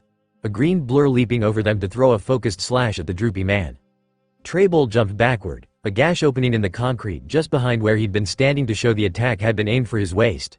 The green landed, revealing itself to be a dagger-wielding gorilla toy with a doll clinging to its back and a large boat plush on its right shoulder opposite the dagger. 180? The doll questioned in a female voice. I thought you called that attack 360. That's with a katana, the gorilla replied. The dagger like Kochu can't recreate the same attack, so I had to rename it. Makes sense, the boat rumbled. You can't misname an attack, it's unsportsmanlike. Exactly. What? Law blinked. Who do you think you are? Treybull demanded. Sugar should have. She missed us, the gorilla said with a verbal grin, pointing the dagger at the sticky man, setting the boat down as the doll clambered off his shoulders. He glanced back. You're looking rough, Law. I don't understand, but I appreciate the help, the former warlord replied. We are members of the Straw Hat Pirates, the doll announced, offering explanation to both sides of the conflict. We were turned into toys, causing a mnemonic effect that forced all others to forget our existences in totality. I am Nico Robin. The gorilla is Roronoa Zoro, Luffy's first mate and Koby's swordsmanship teacher. And the ship is Jinbei, a former member of the 7 warlords and a personal friend of our captain. Damn it, Treybull grunted. What the hell is that Brad doing now that it's not my job to watch her? Sorry to burst your nasty little bubble, Zoro said. I don't know how we got here, but it seems we're right where we need to be. All after the destruction of your underground dock. What in Terabang you, the dock? But Treybull seemed at a loss for words. His confusion settled into grim focus, shadowing his eyes. Daffy's going to be pissed, but at least I'll have some corpses to show you won't win in the end, sticky net. The bite of fruit he'd just taken was the single most disgusting thing Ace had eaten in his young life. And that was saying something considering all the not foods he'd tried to eat on Weatheria when his mother and the old guys weren't paying attention. Little compared to fruit-scented soap, which did not taste like fruit in the least, Lifebuoy brand being the worst, or lightning charred meat, which tasted like ash and acted the same once it hit one's tongue. Even so, none of that compared to the vomit-inducing rankness of the devil fruit. Ace's self-preservation instincts kicked in, his body attempting to reject the horrid food and spit it back up like poison. What remained of the fruit fell from his hand as he hacked and wretched. Still, he had to protect Mary. She was family, nakama, more like a cousin on whom he could always depend as much as anyone else on the crew. Family was the most important thing, more important than all the money and shiny jewels in the world. Like his daddy and mommy and all his aunts and uncles, Ace would give everything to protect them. The stone office brightened with a dancing glow, the giant gasping. Ace screamed. No! Flame crackled and heat pulsed. The doorway pulled back reflexively as his fingers burned and his gauntlets superheated, but the fire kept coming, seaming the stone of the walls and doors. The doorway seemed to funnel the spewing flame, the giant screaming as it ran up his arm and into his face, searing away at his eye and igniting his hair. The snow tiger rug lit up, spreading the blaze to the desk and the no doubt important papers within. Ace panted as his breath ran out, the fire dissipating but the glow continued to dance over the walls. He looked around in amazement, wondering where the light came from, only to find nothing but a hint below him. He looked down, his arms not but crackling fire. Rather than fear, Ace marveled, turning his hands over and moving his fingers. Is this how Daddy felt with his cool fruit powers? Or maybe this was much closer to Uncle Jin? Ace. Mary coughed, the boy remembering why he'd eaten a devil fruit in the first place. He turned quickly, taking 2 steps over the dying fire of the rug before all his energy seemed to drain. The fire on his arms ended as if he'd been doused in water. He fell forward, the energy it had taken to spew flame at the giant having exhausted the young boy. The Klabouterman pushed herself to her feet as the smoke from the rug and desk started to fill the room, the one tiny window doing far too little to let it out. The rug smoldered, still lit enough to produce the thick, black smoke of burning chemicals, while the desk provided enough heat that the nearby scrolls began to shrivel and blacken, ready to light themselves in moments. Ace! The ship girl yelled, trying to rouse the now fireproof toddler face down on the embers. The remains of the flame fruit shriveled, its husk now little more than a nasty-tasting empty vessel, while the quake fruit, a pear covered in swirls of light blue, had rolled away, now resting by the wall under the chest in which the superpowered fruits had been stored.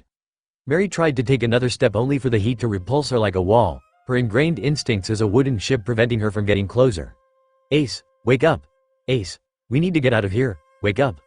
Still, the boy did not move. That hurt, you brat. The giant yelled, his eye appearing in the doorway once more.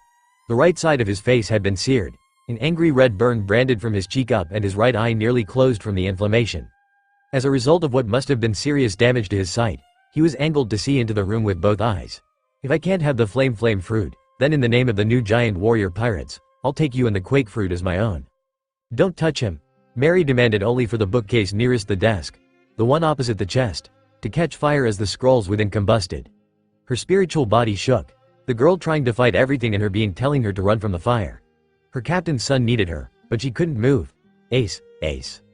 Diabol Hambi. Bien Kuit Grillshoot. The giant blurred as physics caught up with the force of the burning kick, blasting him away with more force than he'd thought any human could. The blonde who had done so landed beside the blackened doorway, almost casually loosening his tie. He still had the fake beard from the disguises their most wanted had put on, but that didn't stop Mary's mantra from recognizing his spirit. Sanji, she cried. Ace ate the flame fruit and lit up the place. I can't reach him since I'm made of wood. The explanation wasn't completely accurate. She was made of a semi-physical spiritual manifestation that had properties of both solids and gases, more like a type of armament hockey but created from bonds of love rather than force of will, but fear of fire was common in Klaboutermans whose ships were wooden as opposed to metal. That hers only acted up in a burning room said quite a lot about her own willpower. Luckily, she knew Sanji was not afraid of fire in the least. That explains the burns on the giant, Sanji breathed, stepping into the room. He lit a cigarette with the smoldering rug, unaffected by the heat of the fire. Kaku, we're blasting our way out and leaving. Sure thing, Black Leg, the former government assassin answered from the door, throwing tempest kicks at the encroaching fighters hoping to win the announcer's promised payout. Just say when and we'll get out of Dodge. You'll know. Sanji walked forward, his steel-toed shoes leaving spots of blotted ash amid the embers. He knelt, taking Ace into his arms. The boy was out cold, even if he was now warmer to the touch than the average person. Soot clung to the front of his clothing and the chef knew that was going to be a pain to get out for whomever drew the unlucky straw for laundry duty. Mary, get ready. We're out of here. The chef launched forward, jumping only once with skywalk before his foot crashed into the far wall. The stone cracked and shattered under the force, blasted outward where gravity took hold before it fell on the unfortunate Marines below. Both Mary and Kaku took that as the signal, the pair and Sanji using their respectively named but the same techniques to jump off the air upward. Smoke billowed from the continuing fire, a new rush of air bringing new life to the blaze. Pirates! One of the marines below yelled. That's Spring Wind, Kaku, along with Ghost Ship, Mary and an unknown. I'm Sanji, damn it, the blonde shouted as he ripped off the beard, Mary and Kaku silently lamenting how the seriousness of the situation prevented them from fully enjoying the man's constant annoyance about his wanted poster. Black leg, Sanji. Fire! Bring them down, rifles cracked, bullets whizzing past the trio. Sanji avoided those that came for him, his observation being good enough to anticipate which ones were dangerous to him and which were not. Kaku dodged with sheer speed in his government training for the most part, the zone needing iron body once or twice to avoid a couple lucky shots that would have been annoying at worst. Mary just let those that came for her phase through, even if the bullet holes in her new shirt were sure to get her an earful about the cost of new clothes from Mrs. Nami later. Wait, the quake fruit, Mary realized. I got it, Kaku said, holding up the fruit most attributed to Whitebeard. You didn't think I'd let you leave something like that behind, did you, Mary?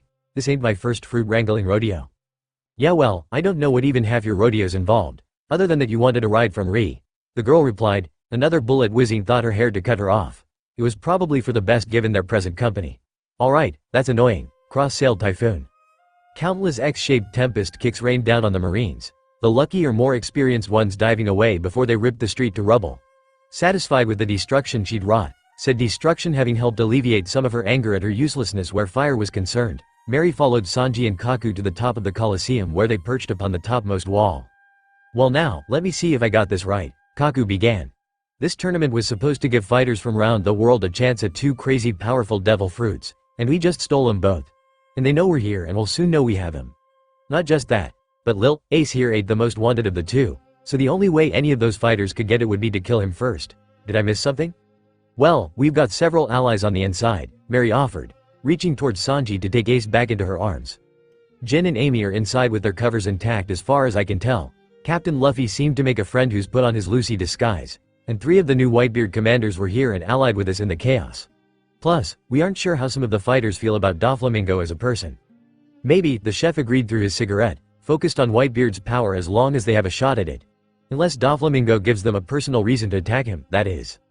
And going after a toddler isn't reason enough. Not really, Kaku offered. A lot of people are willing to look the other way when something doesn't affect them directly, especially if they get something out of it. On top of that, Doflamingo's one of the 6 warlords.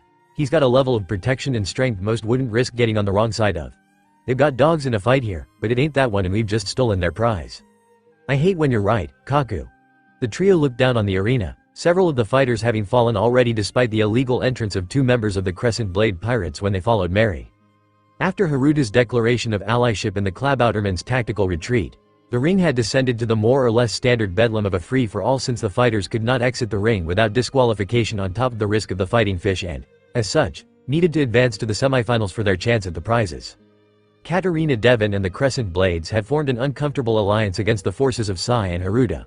Most everyone else in the area was down already, but the so-called Saji remained standing, the man in a clear panic as he narrowly avoided the crossfire between the 2 forces that didn't seem to care whether he survived or not, his floating swords barely saving him from perforation and dismemberment as he screamed. The one in green, Mary said, pointing. The shorter one. That's Haruda of the new Whitebeards. He defended me when an altercation with those women landed me in the arena. Swift Saber, Haruda, Kaku commented as the smaller man crossed swords with the tallest woman. Commander of the new Whitebeard Fleet 12th Division, acting captain of the Mayflower North, bounty 724,206,080. 724,206,080. Berries. No known devil fruit. And that beside him is Sai Chinjao, 13th head of the Hapo Navy, no bounty of his own and no devil fruit. Might I ask who the other allies are? He turned, finding the other pirates staring at him. He blinked. What? You're doing the creepy spy information thing again. The long-nosed blonde flushed. Sorry. Old habits, except I've got people to talk to now, anyway. The others are Flower Sword, Vista and Killer Crossdresser, Aizu. Surely they have crewmates of their divisions on the island, if only a select few. Sanji breathed before Kaku could spout their stats. That makes me feel a little better about our chances. Every fighter we get to join us is at least one more enemy we don't have to fight. Captain Luffy must be fighting Doflamingo by now, Mary remarked. A fight like that, it's not going to stay quiet for very long. Should we go ahead and start the disruption? Haven't you already? Kaku chuckled only for 3 individuals to appear on the edge of the roof, climbing from below. 2 of them were male, those being the new Lucy and a fighter from the first round, Devil's Luck, William, while the last was a woman. She had orange-brown hair in a bob cut under a red newsboy cap topped with golden goggles over the bill. Her shirt was pink with a frilled collar, sized to show off her impressive hourglass figure. She also wore black thigh-high stockings under a maroon skirt and high-heeled boots. I knew I sensed my baby nephew way up here, the bearded Lucy commented, pulling the helmet off to show blonde hair and a jagged burn scar over one eye. The woman offered him a black top hat with silver goggles as he removed the beard, the scarred blonde offering her thanks. Baby nephew, Sanji echoed. Wait, Kaku blinked, pointing at the man. Are you Sabo of the Revolutionary Army? I see my reputation precedes me, Sabo grinned. Well then, who ate my late brother's fruit and caused that mess? He gestured to the billowing black smoke. Late bro, Sanji choked. Are you saying you're our captain's brother in Terabang? Has he not told you about me? Typical. Well, I can't really blame him, he thought I was dead until today. I think he told Mrs. Nami about that, Mary said, tilting her head as she tried to remember. Was it on our way to Fishman Island? We did have quite a few other problems distracting us at the time. Ace snorted in her arms, shifting. He yawned, blinking into the sunlight. Mary? He asked, stretching as he woke up. It was cute, the boy mimicking an abbreviated version of his mother's wake-up routine. The first thing Nami did every morning was stretch in the exact same manner. Where are we? We're at the top of the Colosseum, the Clabouterman answered. Sanji and Kaku are here, too. And there are a few people who want to meet you. Hello there, Sabo said as Mary set the toddler down, the blonde getting on one knee to be closer to the boy. My name is Sabo, and your dad is my adopted younger brother. We grew up together with our brother Ace in the forests of Mount Corvo. Sabo offered a melancholy smile. His hat looks good on you and I'm sure you'll use his power well. Your daddy's brother, Ace blinked. That'd make you, like, a super uncle. Yes, I suppose so, Sabo laughed. Ace surged forward, the revolutionary chief of staff wrapping the boy in his arms. Let me introduce you to my friends here. This is William and that beautiful girl there is Koala. What, I don't get an adjective, William asked with a roll of his eyes. I'm only one of the most famous pirate captains alive from the start of the Great Pirate Era. I've seen what happens when you roll Eva's devil fruit, Sabo laughed. Koala's still prettier than you. You have to say that. Of course he does, Koala grinned, glancing at the Straw Hats and Kaku. Sabo only asked me out because of your captain's relationship once his memories returned. I think he was embarrassed that his oblivious little brother was more of a romantic than him. That's not, Sabo tried to defend himself as the other laughed. Oh hearty har har. If I may ask, Kaku put in, why is the Revolutionary Army in Dressrosa? Are you working to bring down Doflamingo because he's a powerful warlord? Well, not really, Sabo replied. Frankly, we don't care too much about most of the warlords since they give the government just as much trouble as we do.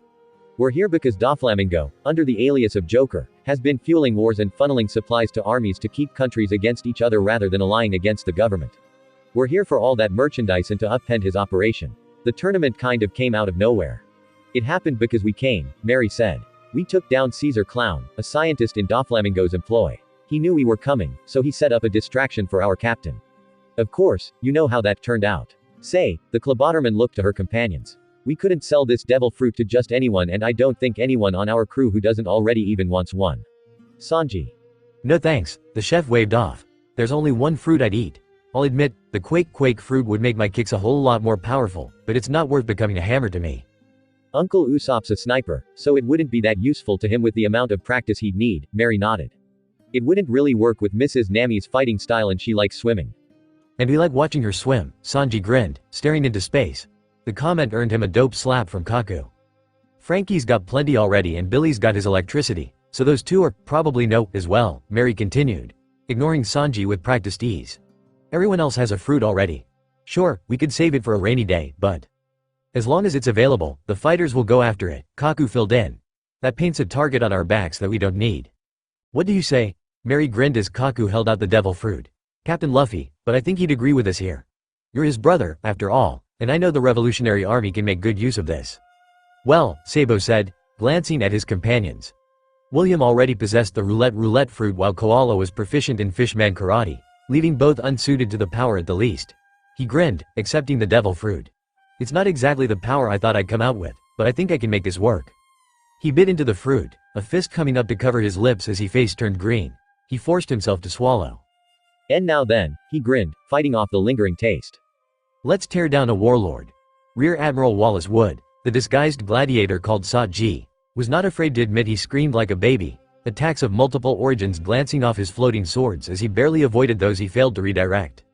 To one side was Haruta of the new Whitebeard pirates facing Katarina Devon, an escapee from Impel Down's level 6 2 years ago. On the other, 3 of the Crescent Blades tried to surround the grandson of Don Chinjiao, a man who had once fought Garp the hero on equal terms. And Sai had obviously inherited some of his grandfather's strength and ferocity. Meanwhile, somewhere, the heir of chaos and the ghost ship had run of the Colosseum, meaning the Straw Hat Pirates were on the island and clearly ready to add another warlord to their captain's rap sheet. This was supposed to be a simple mission. The tournament wasn't supposed to have such strong competitors, much less on such short notice. Now that he possessed the powers of the float fruit, made legendary by Shiki the Golden Lion, and had trained hard to make them work well, he'd planned on winning those fruits for the Marines and maybe score a promotion. This tournament shouldn't be treating him like fodder. And yet, fodder he was. It took every bit of his Marine training and survival instincts to keep his head connected to his shoulders, the attacks seeming to prevent him from reaching the end of the arena where he could take a breather and only had to watch one side. It seemed his luck worked against him as every opening he was given closed as soon as he spied it. Lieutenant Commander Drake, calling himself Worm for the moment, deserved a much higher rank than he had considering he managed to win his own tournament division, but perhaps that was the power of one trained by and working under a vice admiral, a luxury Wallace Wood had never had. Assuming he survived, he'd have to find such training immediately. This fight was his final warning. HELLOOOOOO, Dressrosa. A voice yelled, echoing through the air. Motion and conflict stilled as humans and toys alike searched for the speaker. Wallace spied her a moment before others in the arena, the man hoping that his pointing would prevent any of the other fighters from taking his head off in the immediate future. There, standing on top of the Colosseum's edge, stood 7 figures too far away to be distinct. This tournament is over. Over in Terabang, the announcer demanded. This tournament is over when I say it's over. Maybe, Ghost Ship Going Merry replied with a calmer voice. Except, I don't think the fighters will stay when the prizes are gone. Gone in Terabang, several of the fighters and viewers echoed the question, whispers breaking out within the crowd. Wallace couldn't see the ghost ship nor her companions clearly from the distance, but he could imagine her smirk from her wanted poster, the Klabouterman lifting something in her arms toward the sky. Ace, give them a show. A pillar of fire exploded upward, spiraling into the sky as the people gasped.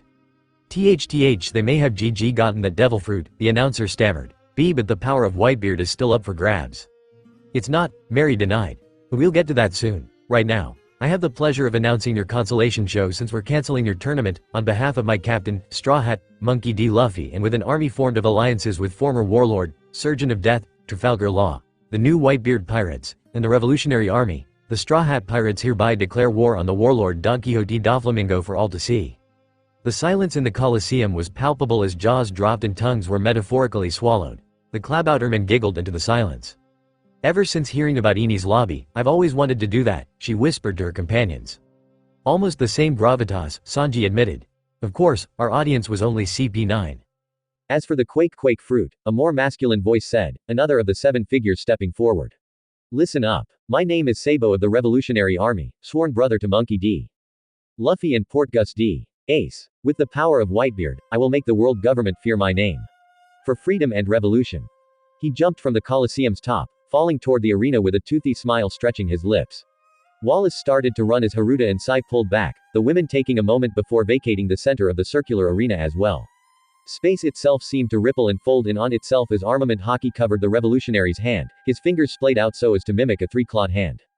Quaking dragon's rending claw. Whoa! Ace gasped from where he looked down on his super uncle because he was even closer to his dad than his normal uncles, just like mommy's sister Nojiko would be his super aunt, fell toward the arena.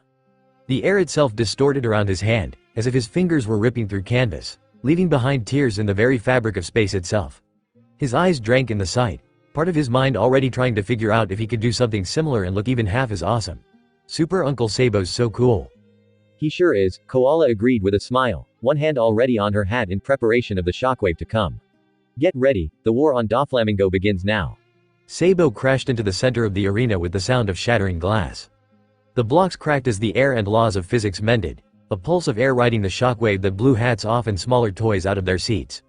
Those in the arena stabbed their weapons into the floor, barely keeping their feet down, except for Wallace Wood, who fluttered from where he held the handles of 2 swords and tried to focus on making his shoes float to help him against the atmospheric onslaught. The waters around churned as the Colosseum trembled. And Sabo brought his other hand down, compounding his first quake with a second. Where the first had cracked the arena, the second caused it to shatter. The fighters around him cried out as they were sent back, jumping to jagged pieces to avoid the water and the fighting fish. Bubbles rose from the moat, a sign that Sabo's attack had opened holes into the tunnels below. Kill him, the announcer ordered, pointing down at the scarred blonde. Kill him now. Guns cracked from the stands, a number of guards, toy spectators, and disguised marines answering the call in an attempt to remove the newest devil fruit user. Haruta and Sai moved, each taking up one side to deflect a third of the bullets even as Sabo reached forward, dragging his claw-like hands outward before him. Quaking dragons shaking wall. The air before him cracked once more, the bullets hitting the air before him as if striking thick glass, only adding to the unnatural distortion. When the gunfire ceased, ready ammo spent, Sabo reared back and punched. Buckshot wave. He didn't aim for any civilians, sending the scattered bullets high so the lowest ones caught the guards standing in the highest pathways and windows. Citizens and toys screamed, fleeing for their lives as the remaining pirates and revolutionaries of the group landed on the broken pieces of arena around Sabo. Haruta and Sai saddled up to them, each keeping an eye on Katarina Devon and the Crescent Blade pirates. Care to tell us why you're on our side? Mary asked, directing her question to the monkey-like polearm user. While running around inside, your grandpa seemed to have a different opinion. I'm not my grandfather, Sai replied, just as Straw Hat isn't Garp. Gramps has been blinded by his rage over what Garp did to him for so long that he can't think straight about the monkey family. But we have our own mission here, and taking down Doflamingo would just be icing on the cake. The enemy of my enemy and all that. Fair enough, Mary shrugged. The ground shook as the water level began to stabilize, the bubbles from below bringing with them a distinctive scream. Oh right, I forgot, Sanji blinked. A hand coming up to Frankie, and Chopper went underground after that little girl with the toys. Oops. Damn it, Sanji. Mary yelled. That's kind of important. I'm sure they'll be fine. You say you all are friends of Momonosuke? The man called Kanjuro questioned, studying the surroundings warily. Something didn't feel right about the area, not helped by the spot of fresh blood on the ground before him. Yeah, he sent us to look for you, Usopp replied from above, Chopper echoing his words. Listen, we need to get out of here. There's this little girl that summons toys. He paused. Okay, that doesn't sound so bad, but we're talking scary. Rip your face off kind of toys. And if we stay super long, the snowbird woman will find us, Frankie added. She'll freeze you to death in an instant. Right, I suppose we must escape now while given the chance, Riku decided. He turned to the rest of the men in the pit. Some of you remember me as king. Some of you only arrived in this country recently. I have no power to ask anything of any of you, but I beg you here and now. Please help me. Let us escape from this place and free Dressrosa from the false peace Doflamingo has used to blind the people. If we are to die today, let us die on our feet with weapons in our hands. Let us fight. The warriors cheered, the former soldiers voicing renewed fealty to the deposed king while the foreigners seemed of the opinion that Doflamingo wouldn't let them go anyway. This should get you all started, Usopp called, loading 2 seeds into Kabuto. Double special attack, bamboo javelin and trampolia. His plants sprouted as soon as they hit the ground, the bamboo shooting upward to spear the ceiling. Kanjuro moved first, trusting Momonosuke's choice of ally, and jumped on the trampolia before latching onto a stalk of bamboo. He began to climb. I don't know if it's convenient, one of the soldiers commented, but it's at least a way. Oh. A harpoon shot down, spearing him through the shoulder. He screamed, the man beside him grabbing at his waist as the man was pulled from the floor. He cried out, blood smearing the man who tried to help, before he was ripped from his friend's grasp and pulled into one of the holes in the ceiling. What? The blood-covered man questioned, staring at his hands. He blinked. I don't understand, whose? It seems we are under attack, Riku announced, shoving aside his confusion to study the facts. One of his soldiers was covered in fresh blood and seemed surprised about it, but it wasn't his own. Be on your guard and climb. As soon as he'd finished, a harpoon shot down, Kanjuro batting it aside with his paintbrush scabbard. The foreign warriors were the first to reach the trampolia, using it to give themselves boosts up the bamboo. Riku, being a man of some age, could not hazard a jump and opted to start climbing from the base of one plant. Your Highness, look out! Riku turned just in time to see one of the soldiers jump before him, the harpoon spearing him through the chest.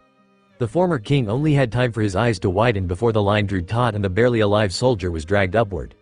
Hurry, hurry, Usopp urged, another harpoon coming down to spear another warrior through an appendage and drag him away. Come on, we need to get out of here.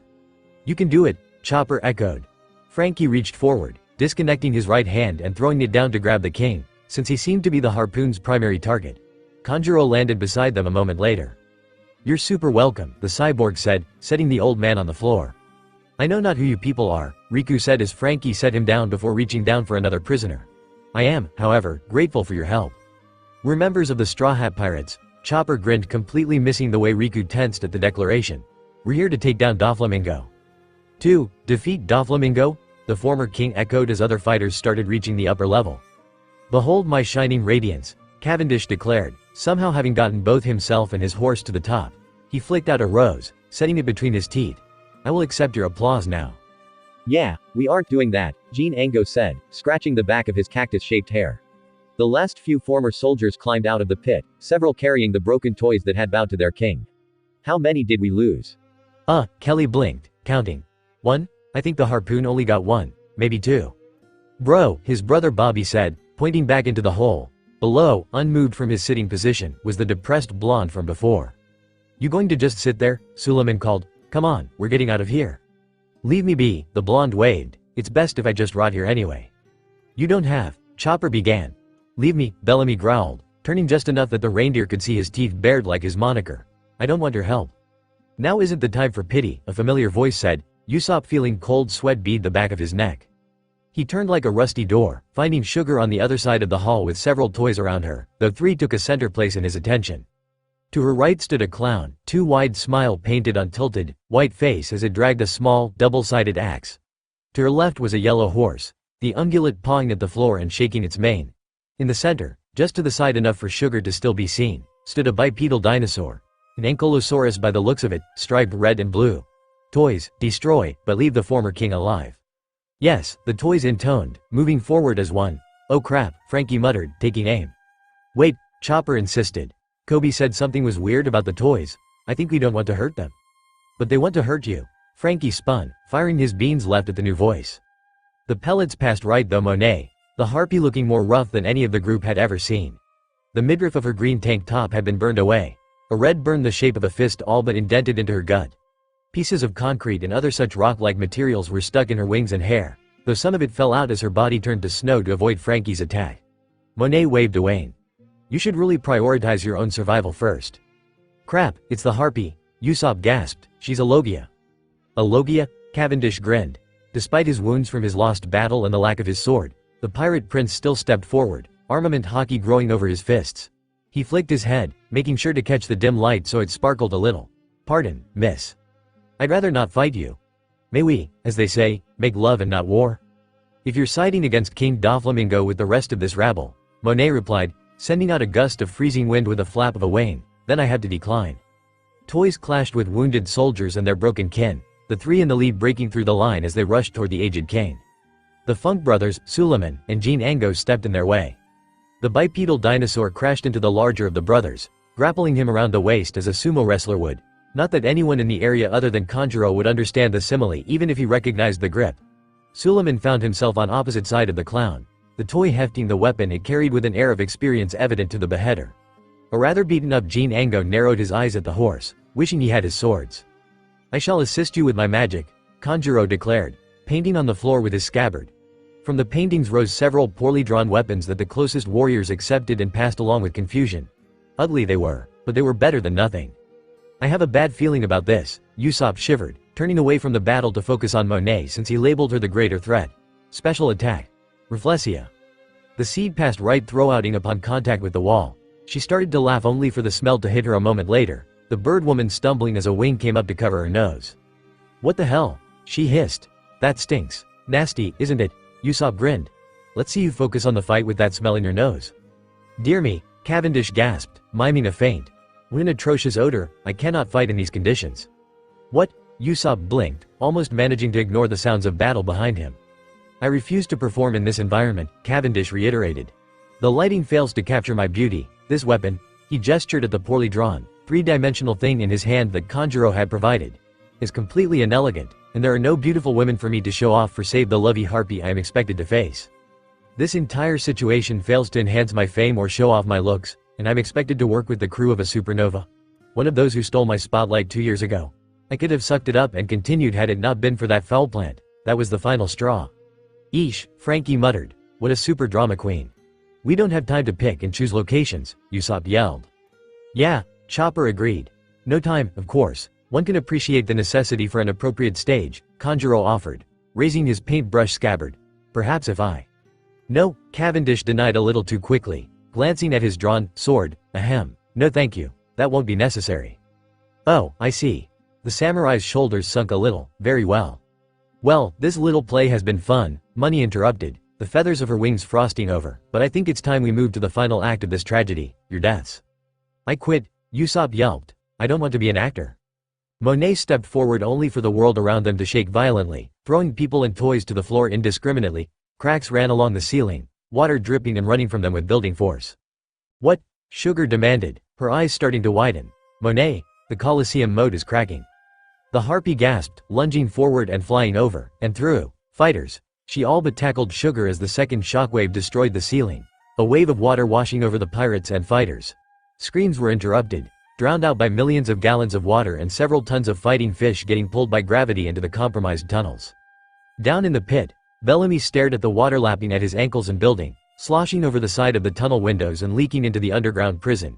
It washed over the broken toys and decayed corpses of those who had been left here to rot before, but none of that bothered him. He smiled and leaned back, letting the coming deluge soak into his shirt. He was a failure, his downfall all starting that day in Giad 2 years before. He'd lost to the dreamer who had refused to fight back and then lost his crew chasing after that same thing. Even the golden pillar he'd retrieved from Skypia, the proof of Sky Islands his friends had died for, he'd given to a man who didn't care if he lived or died. It had taken him being dumped in this place with the rest of the tournament's losers for him to accept the obvious he'd denied for so long. Doflamingo didn't give a rat's ass what happened to him. He'd never earned the respect he wanted, no matter how hard he tried, so what was the point? Sarkis, everyone, he thought as the water washed over his chest, sucking away his energy. I'm so tired. I just want to see you all again. I'll be there soon. A section of the ceiling caved, letting in a gush of water and one of the fighting fish. Bellamy gave one last wan smile before it engulfed him. To hell with you, Doflamingo. I quit. The first thing to rise to the top of the rapidly dwindling water was a sphere of ice 6 feet in diameter. The second was Usopp hoisting a waterlogged chopper, Frankie surfacing with an old man via inflatable tubes coming out of his back. Others popped up one after another, some having to help friends stay afloat. We're alive, Usopp gasped, tossing Chopper onto the closest dry surface. Uncle Usopp, Mary called, kneeling beside him. Are you okay? Mary, he questioned, coughing up water and taking in his surroundings. I think we're fine. Someone super needs to get Kanjuro, though, Frankie commented. I think the guy had a devil fruit. Leave it to me, Mary grinned, accepting any excuse to get in the water. She set Asen down and dove in. The bubbles cleared as Mary's eyes adjusted to the water, the sight of several half-decayed bodies causing a burning in her throat. A few of the fighting fish had turned on each other as the water level lowered, having ripped each other apart or limped away with chunks missing, while others saw these unfortunate corpses as questionable but free snacks. As she watched, a toy knight in mostly working order twisted and grew, turning into a gladiator.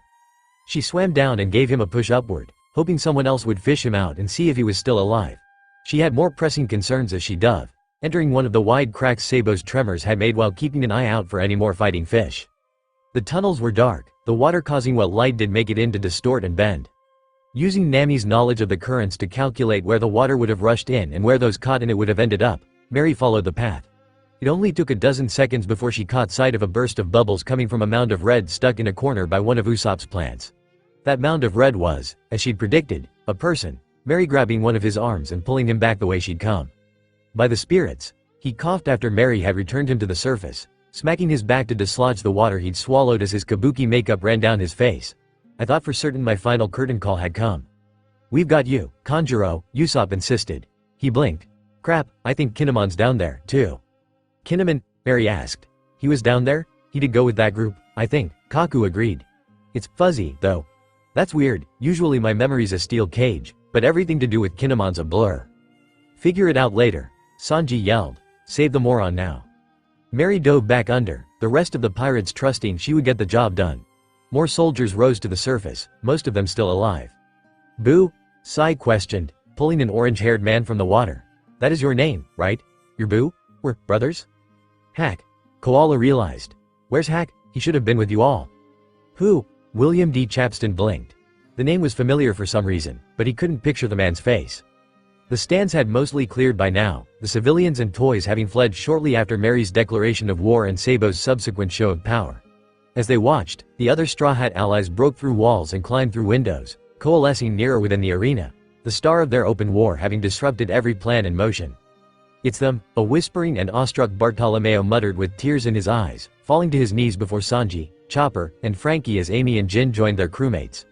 More of the acolytes and the god son himself. Truly, this is a blessed day. Who's this guy? Frankie asked. He's super creeping me out. That's Barty, Amy waved off, finding a more important head of pink hair in the crowd. And this is Rebecca. She wants to take out Doflamingo. We made a few allies, too, Usopp said, patting an old man on the back. This is the former king that Doflamingo kicked out, Riku Du, Lolorolo or something. Though I have lived as Ricky the Gladiator for the last several years, my name is Riku Doldo III, the man put in. I am Rebecca's grandfather. What in Terabang? A number of local gladiators and Rebecca gasped. Why you're my betting pool, one yelled. Not now, Manuel, can't you see they're having a moment? Mary broke the surface of the water, bodily throwing a waterlogged and bleeding Kinnaman onto dry land as she gasped for air she really didn't need as a spirit, found him. I thought I could hear Lord Odin calling my name, Kinnaman coughed. Kin? A voice asked. Kanjuro? That voice, the samurai blinked. He rolled onto his knees, his eyes moving to the speaker even as one hand held the bleeding puncture in his shoulder. Is that you, Aizu? Kin. The new Whitebeard commander threw himself forward to wrap his old friend in a hug, uncaring for Kinnaman's drenched state. The man returned the hug until Aizu pulled back. How are you here? We heard you, Lord Odin, and the other scabbards died 20 years ago. Pops, Neko, and Inu were ready to go on the warpath. Lady Toki saved us, Kinnaman answered, sending a subtle side eye at the straw hats nearby. My son Momonosuke is with us. We left Wano to find allies to help us defeat Kaido. Aizu began only to cut himself off. I see. Lady Toki saved you. You're going after Kaido, Orochi, too? Of course, Kinnaman nodded. It is time we revenged Lord Odin and the true daimyo took his place. I think all that's going to have to wait, Haruta called, disappointed that he had to break up such a reunion even if he had his own questions and theories about how all this had come about considering he joined Whitebeard's crew after Odin had already left. He pointed toward the stands with one of his swords. The cavalry's arrived, and it's not ours. The stands had filled with fighters, half dressed in the tan of Doflamingo's lesser crew and the other in the traditional armor of the Dressrosan army. Leading this group was a man in flamboyant clothing of red leather pants and a flowing shirt with the front open to show his lanky, muscular torso. His hat had multiple large flower petals arrayed around his head with 2 lines of red face paint trailing from his forehead, over his eyes, and down to his chin. A red cape fluttered in the wind while hanging from his shoulders and he held a saber on his hand with triviality. Flanking him were 2 large men. The one on the left was dressed to resemble a baby. His shirt too small, a diaper around his waist, a bonnet on his head, and a binky in his mouth. None of this matched the disdain on his face directed at the pirates and fighters below. The other was blonde with a bushy beard and long hair. He was a very rotund man with the hair of his chest, arms, and legs clear to see around his swirly patterned white-on-red outfit. He wore a pointed cap upon which was printed the Jolly Roger of the Don Quixote pirates, the same symbol tattooed on each of his large arms. Attached to the back of his outfit was what appeared to be a platypus tail, or something very much resembling one, and on his back proper was a metal shield. Oh no, Rebecca muttered. That's Diamante, the head of the Colosseum, and with him are Senor Pink and Macvis, 2 of his officers. They're some of Doflamingo's strongest warriors. Oh, good, Sanji grinned, tapping one of his shoes on the ground as he lit up a new cigarette. Then we don't have to go looking for them. Luffy's already fighting Doflamingo and Mary got to announce the war, so let's get this started. We are members of the Straw Hat Pirates, the doll announced, offering explanation to both sides of the conflict. We were turned into toys, causing a mnemonic effect that forced all others to forget our existences in totality. I am Nico Robin. The gorilla is Roronoa Zoro, Luffy's first mate and Koby's swordsmanship teacher. And the ship is Jinbei, a former member of the 7 warlords and a personal friend of our captain. Damn it, Treybull grunted. What the hell is that Brad doing now that it's not my job to watch her? Sorry to burst your nasty little bubble, Zoro said. I don't know how we got here, but it seems we're right where we need to be. All after the destruction of your underground dock. What in Terabang you, the dock? But Treybull seemed at a loss for words. His confusion settled into grim focus, shadowing his eyes. Duffy's going to be pissed, but at least I'll have some corpses to show you won't win in the end, sticky net. Zoro lashed out with another flying slash, splitting the net in half, as he took in the surroundings and situation in totality. Robin wasn't a fighter, even less so in her current toy state if her words were true, and Jinbei couldn't move. Law was missing a leg and both he and Nami appeared weaponless and beaten, the other supernova nearly to the point of unrecognizability. The alleyway had a dumpster with moldy food and old boxes as well as moving pallets that had been stacked out of the way, leaving most of the area clear between the dark backside of a restaurant, based on the smell, and another cream-colored building. Let's see if you can stick yourself back together after I've cut you up, Zoro ran forward. Kochu's blade scraping on the concrete below to ensure Trable kept his eyes on the toy gorilla and not the others. The man threw several additional sticky nets that Zoro sidestepped, getting in close as a miasma of dark hockey danced around the small blade he wielded. Trable threw up a sticky shield that blocked Zoro's vision, forcing him to slice through it. The moment he did and could see Trable once more, a teal fist from the sticky man was halfway toward him. Zoro pulled his dagger back, its rudimentary sharpened edge scraping against the hard stickiness Trable had coated his fist with, pushing the airborne gorilla toy back. Zoro flipped, landing on his feet. "You know this fighting is pointless," the bearer of the throne of clubs sneered. "No one can beat Luffy. Certainly not a crew as small as yours." "How do you know we're not bigger?" Zoro replied. "Because even if that stupid brat missed 2 of you, I know she's careful enough to give orders to the others. Any other crewmates you have that Sugar's gotten, I'm sure have been turned against you. Your crew will dwindle to nothing, just like all the other upstart pirates that thought they had the power to unseat Luffy." Zoro cocked his head, Trable imagining a cocky smirk on the toy's lips even if he couldn't produce such. "What was it Koby said on Punk Hazard, right? We have a pretty good track record with warlords. We toppled Crocodile and Moria, kicked Buggy's ass, earned the respect of Mihawk, Kuma, and Hancock, and Jinbei says he's a former warlord that wants to join our crew. That's 7 of what? 8? Your captain is just the next logical step." "My captain is the end of your road," Trable swore.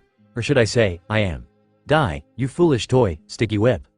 The goo Trable produced cracked against the flooring as Zoro rushed forward. The Don Quixote pirate stomped, cyan color crawling over the ground as he used sticky land. Zoro's button eyes narrowed slightly, his mind flashing back to the human drills he'd sparred with back on Kuraigana. He wasn't used to all the flashy back and forth movement, considering himself more of a tank since he didn't want to move or act like the shit cook. But it seemed like this toy body and loss of the ground as a viable surface was forcing his hand.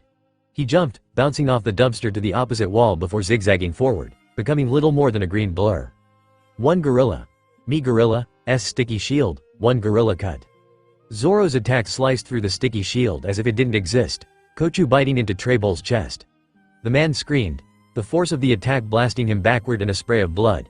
He rocketed out of the alley, crashing into and through a building on the other side of the street that started collapsing in on him. Zoro cut downward, clearing the space from the sticky land below. A fool like that stood no chance against a swordsman, Zoro nodded, wishing he still had his swords and sheaths. Being able to sheath his weapon as he gave such a one-liner would have made for a more impressive, or perhaps having found their location because of the dust cloud. Billy swooped down with a call, landing beside Nami with Brook upon his back. "Yo-ho," the skeleton chuckled. "It seems we missed the party. I'd say my eyes deceive me, but I don't have any eyes to deceive. Yo-ho-ho." "Trable's not out yet," Law reported. "You've knocked him down, but he's a resilient bastard. Unless you kill him, there's always a chance he'll come back." "Brook and I will stay here," Zoro said, confusing the so-named skeleton. "Robin and the boat can't fight until we take out the girl that turned us into toys." "Billy," Nami ordered, "take Law, Robin, and the boat toy."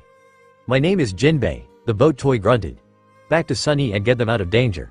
See if you can get Law medical attention or the equipment so he can do it himself. I'll go back to the palace to find our weapons and check on Koby, Grace, and my lovable moron of a husband. Little though it may be, I believe I could be of more assistance alongside you, Nami," Robin the doll recommended. "As an archaeologist, I have extensive knowledge of architecture and would be able to assist you if they have hidden your weapons some secret alcove or the like." "She knows what she's talking about," Zoro piped up. "You can trust her." "Fine, whatever." Nami lifted Robin to her shoulder where the doll latched on. Brook helped the one-legged Law onto Billy Eve as she gigafowl nuzzled the navigator, showing his own worry. "Gorilla," Law called. "Soul King Ya. Trable can be very dangerous when he gets angry. Don't hesitate to kill him." "Yeah, we'll see," Zoro replied as the rubble of the collapsed building shifted. "Get going. Brook and I will handle this."